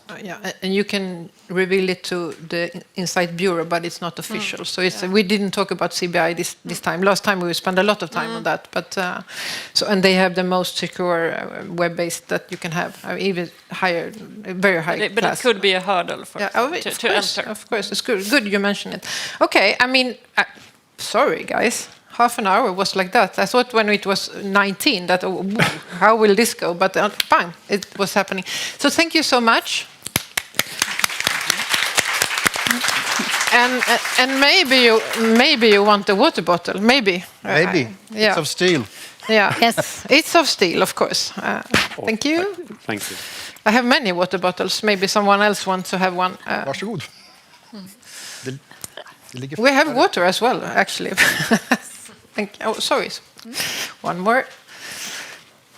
And then we can close that slide. We have now half an hour only left, so not very much, but we will do something. Okay, Christina said we need action. Action needed. What do we do? And what is next steps? So I will try to summarize what we hear on the next steps already from people. I put notes and I will remind people after a couple of weeks that you said you will do this, but not now. So I will summarize that, and then we will let the mic walk. So Karin will start with, so be prepared when it's in the room. Erik, it will be you who starts. Before that, Erik in INCITE will start on his way. And if you want to do reflection in Swedish, it's okay. You don't need to speak English. It's okay to say, kaffet var gott. That's enough. If that's what you take with you, then perfect, because the coffee is also important. So let's summarize. What did we hear today? What is next steps? What do we need to do to do this?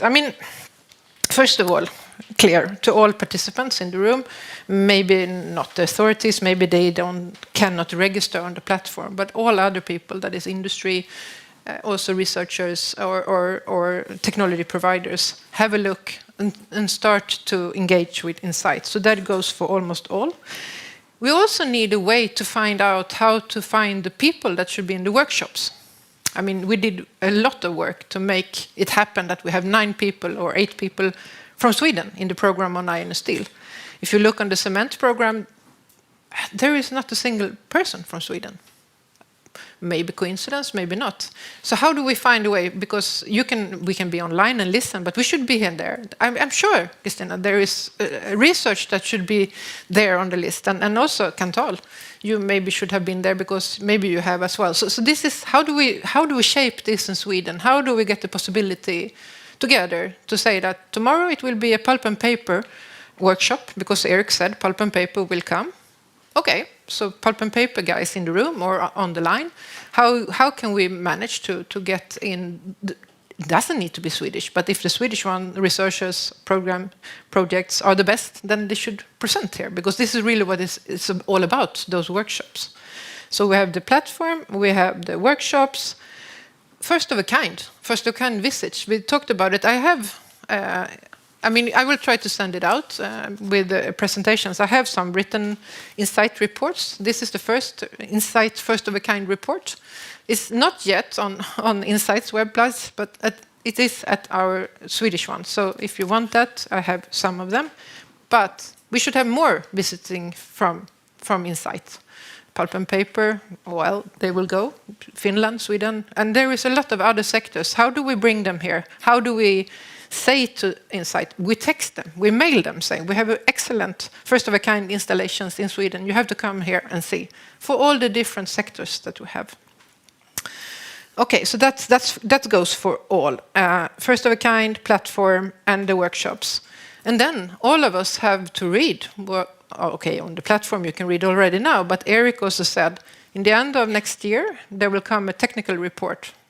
This technical report will be to inform the IED family, which is working with the BREFs, but it's also going to be, or it's actually DG Environments that will get the information, and then it will be spread. And then we have the information for RTD, for the research and innovation, that is recommending what should be next level of research. So this is, and we should read this report when it comes. However, I must say, and that might be a question for you later on INCITE when you get the floor, how do we get this report, the technical report? Because I don't know. It's first time they do it, and we don't know the routine, but that's why I'm asking the question already now. So read the technical report when it comes. And then, of course, what do we hear? We heard Pontus was talking about iron and steel BREF. So the iron and steel BREF, which is the BREF for iron and steel, obvious, starts already this year, front-loading, having information from the technical report, from the web page, from the workshop, and that report will be done early next year, maybe. So that will come. Also, Eric mentioned the workshop on cement, lime, and magnesium. So this is what they will do, and they said pulp and paper will be, and then maybe glass, non-ferrous metals, or refineries was on the list Eric was mentioning. So there you have to sort of be forward-leaning if you are from those sectors already now. Swedish EPA, what should they do? Well, I'm not sure I want to say. No, but okay, we heard already. Isabella was saying it. You mentioned it as well, Johan. There will come some sort of report to the government office about how to work with INCITE, I guess. So it's you, and it's the Vinnova, and it's Tillväxtverket, right? So doing this report, but it's you who is really delivering to the government office. And then maybe government office do something, we hope, with that, and we continue to work together. Maybe to have even more authorities and institutions involved on how to build Sweden INCITE.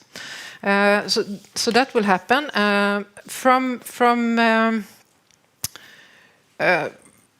From institutes, I mean, how do we take something from Spherium to RISE? We can talk about it maybe during the mingle, but we need also to have the knowledge we have to bring it to you, so you can start working without struggling around like we did. So this is something also important to do. With that, I think I have covered what we need to do. Also, of course, I said in the beginning, all the presentations will come. All the film that we have recorded and sent on will be possible to see again if you want to see it one more time. And we will also cut some of the films in pieces, so you can also just watch the authority panel. So if you want to send to your colleagues in other countries, it's possible. We will come with those links tomorrow or on Monday maybe. So this is also what will happen. With that, I think I want to start to invite the INCITE team to reflect. What will happen now is I allowed, because I'm very polite to Commission, that they can use maybe one more than one sentence about the day, but because, yes, they're smiling. You said it yourself, Eric, I was too long before, so I just want to remind you about that when we started. So just sort of, what do I take with me? I mean, you already reflected a little bit already, but if there is something additional or something that's popping up, you don't need to talk much. And if you don't have anything to say, then it's okay as well. And that goes for all of you, of course. If you don't want to say, you just say thank you, or even not even thank you, just pass the mic to next speaker. But I want to hear you, what you're saying and what you bring with you. So Eric, and then Vanessa, and then Jose. Yeah, okay. Well, maybe I start. Well, first of all, what I want to say is thank you very much for this fantastic event that you have put together on INCITE. Really, it raises the profile of this project very much, and it's very much appreciated. You really brought together all the actors that needs to be involved in this project, and I think this is one of the things that I will take today is that we have seen. And we have very strong messages actually from Swedish EPA indicating that INCITE is about building the networks and really collaborating to try to promote those innovative technology during the industrial transformation. I think this is very important, and we need to collaborate with the research and technology organization. We need to collaborate with the technology providers, with industry, with the plant operators, with the member states. All together, we need to focus on those innovative technology and really try to document better, to showcase better those technologies, the success story, and also maybe mention the one which didn't work, because that will also happen. So that is, I think, what I would take for today. I noted your question, Eva, about this report. This report which will come will be a science for policy report from the Joint Research Center. So it will be published this way, not like a brief. Okay. And yes, and I want also to thank particularly the people from the last panel, because I didn't have the opportunity, and I've been working closely with them to publish their technology. I still need to work with at least Rutger more and more to publish his technology as well, and that will come. And really, I think it has been a good process, and I thank them for that. And we are looking forward to actually collaborate on more techniques as well. So thank you for that, and thanks to you, Eva, for all the involvement and positivity that you have. Thank you. Thank you very much. I think that was a little bit more than 2 sentences, Eric, but okay. I'm flexible today. It's afternoon. Okay. Soon we will get some mingled wine, so we will relax later. Thank you. Thank you so much for being here all day. I mean, you couldn't come here, but you are here and you have been listening to all of it. And I think it's an honor for me that you are spending three colleagues. Even 2 more wanted to come, but they didn't manage in the end of the day. So that's perfect for us to have faces on the people that INCITE is not someone else. It's you. We are humans. So, okay, Jose or Vanessa, which one do you want to start? Yes, thank you very much for everything. So for me, I think it was very nice to be here because we could also have the reflection of the people that participate in the workshop here in Iron and Steel. So then it's a way to highlight that INCITE is not only doing data mining and analyzing those data, we are connecting. We are connecting big, small companies with big companies. We are bringing also researchers to understand what is INCITE, what is the importance of INCITE, and perhaps being a researcher myself in the past, like we don't know about the BREF, but now these people can also participate in the BREF and collaborate and with the INCITE. So I think it's very important. And yeah, basically, I think we can see that INCITE is also bringing the state-of-the-art together for a specific sector. We did that for the iron and steel, and it was clear in the workshop all the projects together and how we are bringing together and analyzing and showing off the state of the art, but we are also doing that for the other sectors. It will come with the workshop, but we are working very hard to do that. And for the next steps, we keep at your disposal to support you, to include in the other sectors and keep the collaboration with you. Thank you. Thank you so much. And you were pulp and paper and glass, right? Yeah, okay. Yes. Yes, perfect. Jose, a few words from you, maybe a few sentences. Yes, I will try to condense in just 2 sentences. I just want to express again our highest appreciation for organization of this event, because this type of gathering are creating the right conditions for people to engage with INCITE. So we are a kind of friendly mechanism. So there is no reason for not connecting, not gathering information in the way that we are presenting, because this is the way that INCITE we will grow and we will unleash all our potential. No? We have to do this journey together, and INCITE will be whatever all the stakeholders, not us, want this to be. No? So really we need to work on this together. No? I'm very glad as well to have seen positive feedback from the workshop, because these are starting to be examples, good examples, as mentioned before, on how INCITE could provide value. No? This is the first people that started to work with us. As Eric has mentioned, some of the companies in Sweden are with us since the beginning, and they are the ones that already see the benefits. No? The workshop was also dedicated to that sectors. No? So in that way, we can see that the actions that are more advanced in INCITE are already bringing benefits to companies and to other stakeholders. No? So just engage with us, connect with us, and that's all. Thank you very much. Oh, thank you so much for kind words. Now we will have a very quick start reflection. Just one sentence, not too many sentences, but one sentence ish about the day, or what do I take with me? So we start with you, Eric. I'll keep short. It's been an interesting afternoon, and especially interesting to hear about how INCITE is used not mainly as an incentive to ease the environmental permitting process, but as a marketing tool for green tech. Thank you. Stina? Thank you. Very inspiring. I learned a lot. I will do my very best to contribute to a successful networks following this seminar. Thank you. Lars?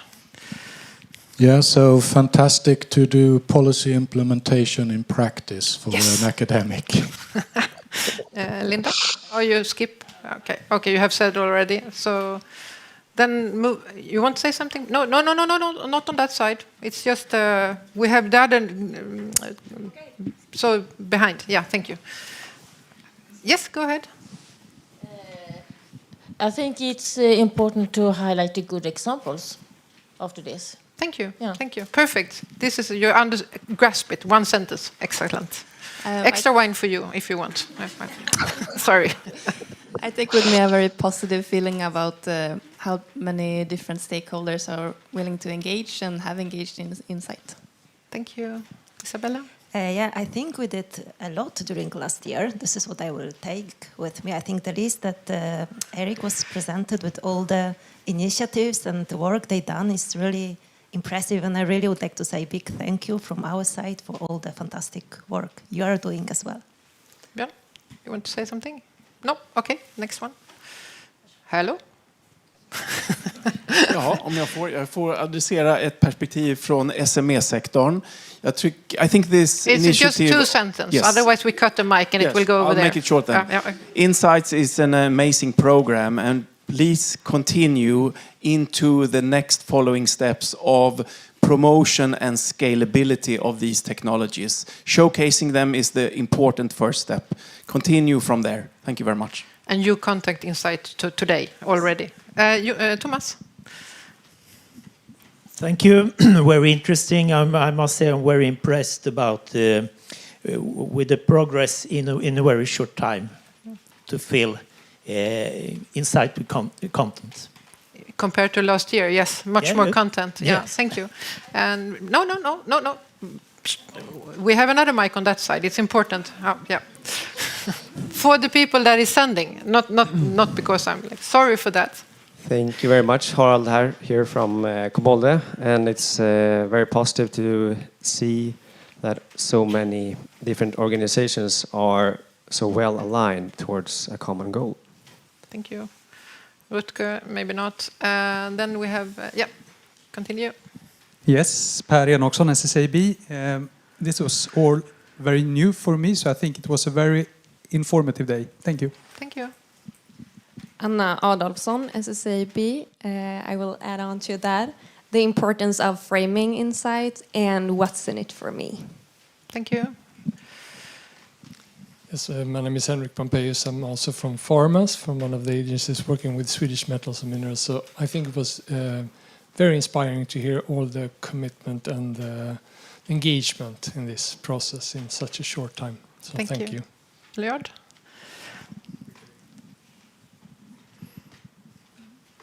Annika Roos, Jernkontoret. So I think it was very good to see the progress that we've seen the last year since the Startup seminar. And what I mainly took away from here, it's we talked a lot about networks and how to utilize that, but also to talk about stories, success stories, best practices. What's in it for me that is extremely important to create engagement, and also to avoid administration, make it easy. So I think that will be challenges, but to be overcome. Thank you. Next one. Peter Åström, Swedish Society for Materials Technology. As interesting as last time, together with our 23 member organizations in Europe in materials, I think this could open a lot of doors for us. Thank you. Thank you. Then Viveka. Viveka Bergstrand from the Swedish government offices. I'm very impressed to hear what has happened all during this year. And also very interesting to hear from the Commission the links to the other different processes, the EIA and the MFF and so forth. Thank you. Thank you. And on the other side? Helena Axelsson, Jernkontoret.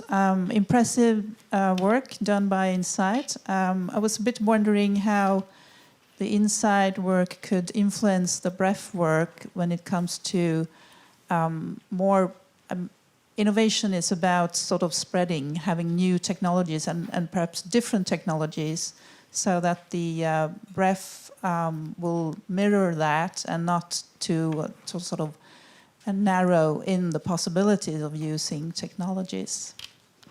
Thank you. Helen? Hi. Sorry.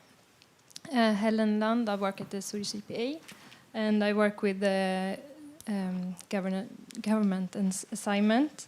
And I think that many things that have been said today is in line with what we heard during our work this year. So I'm really happy to hear that we are heading in the right direction. So we take that with me.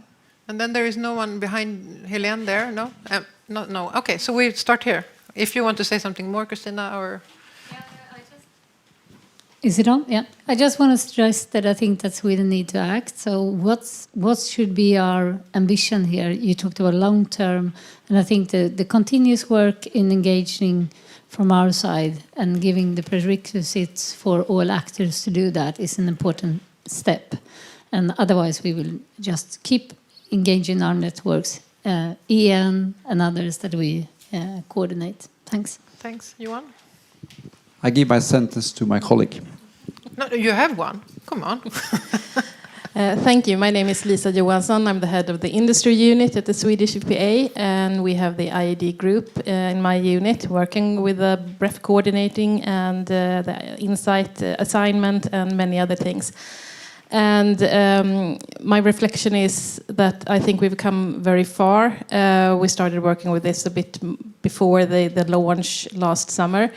And while we have been active in the activities that has been done by the INCITE Bureau, we have also have this assignment thinking about the long term. How should Sweden's authorities organize to keep the pace in this work? And I think we have perhaps not all the answers yet, but we have at least some ideas, and I hope we can take this further. And I would also like to thank for the collaboration with the INCITE team, with you, Eva, and also with the other authorities, Tillväxtverket, Vinnova, Energimyndigheten, for their commitment to this work. Thank you, Lisa. Remy? Sorry, I was... Better to give it to you now. And then we have to go back a little bit so we don't miss behind yes. Pontus. Yeah. Well, I would say that we're really coming very long in this process, and it was very nice to hear the feedback from our colleagues in Sevilla. So just remember that. But of course, we have not reached the final goal. We still have a lot to do and a lot to improve. But remember that we've come that far and quite far, actually. Thank you. And then we have to go up a little bit. Yes, perfect. I just want to say thank you. And as newly employed at Sverium, I really enjoyed listening and learned a lot. And I have to add, I'm proud of my colleagues. Thank you. Oh, yes, great. Okay. Hi, I'm Eri Ämmälahti from Valmet, and I came here to learn about how to prepare for the pulp and paper topic. So thanks a lot. It has been an excellent day. And Vanessa, I know now who to contact there at INCITE. Exactly. You see her in front of you, huh? Yeah, go ahead. Matthias Blomberg here, Formas. Inspirational day. And I take with me, or I'm thinking about how Formas can continue to contribute to the INCITES project. Perfect. Then... Gunilla Hylander from Hybrid. I'm just saying I'm very impressed of this work and the engagement in the questions. Thank you. Yes, I'm Joel Jakobsson, the Department of Research Strategy and Operation at RISE. I didn't know so much about INCITE before today, but now I know a lot, and I think I agree with Christina that we need to discuss at RISE how we can contribute more to INCITE. That's lovely music. Perfect. I put note here. RISE to do. Yeah, our project leader. Yes, I am very happy to see so many participants here in the room and online, and I want to thank you all for spending your afternoon with us. Thank you. So maybe 5 sentences, but I'd like to just take the opportunity to urge all industry and tech providers to really engage in INCITE.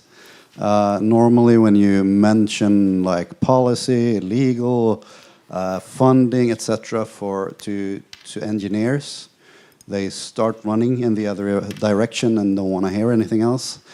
But this is such an excellent interface that actually provides the people behind the innovations to both share information with each other during INCITE, during the sectoral workshops, etc., but also to close the gap between them and the lawmakers, so that they actually provide information for the coming butts and breaths. So please engage. Pia? Hi. Thank you so much, Pia Persson from Foyen. I think the permitting process should facilitate the INCITE, and we should focus on a good implementation of the updated directive, so focus on the content, not on the organization. Thank you. And then 2, 3, 4 more.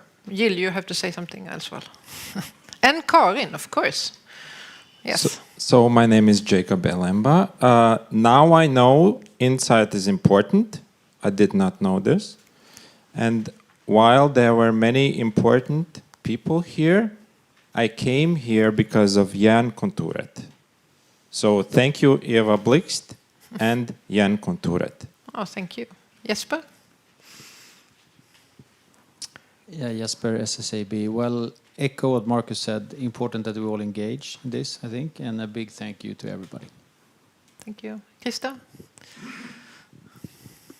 Christer Riman-Jernkontoret. My reflection is I want to add to Marcus and Jesper, because it's important that you continue to work with this platform, because otherwise it will become irrelevant quite soon.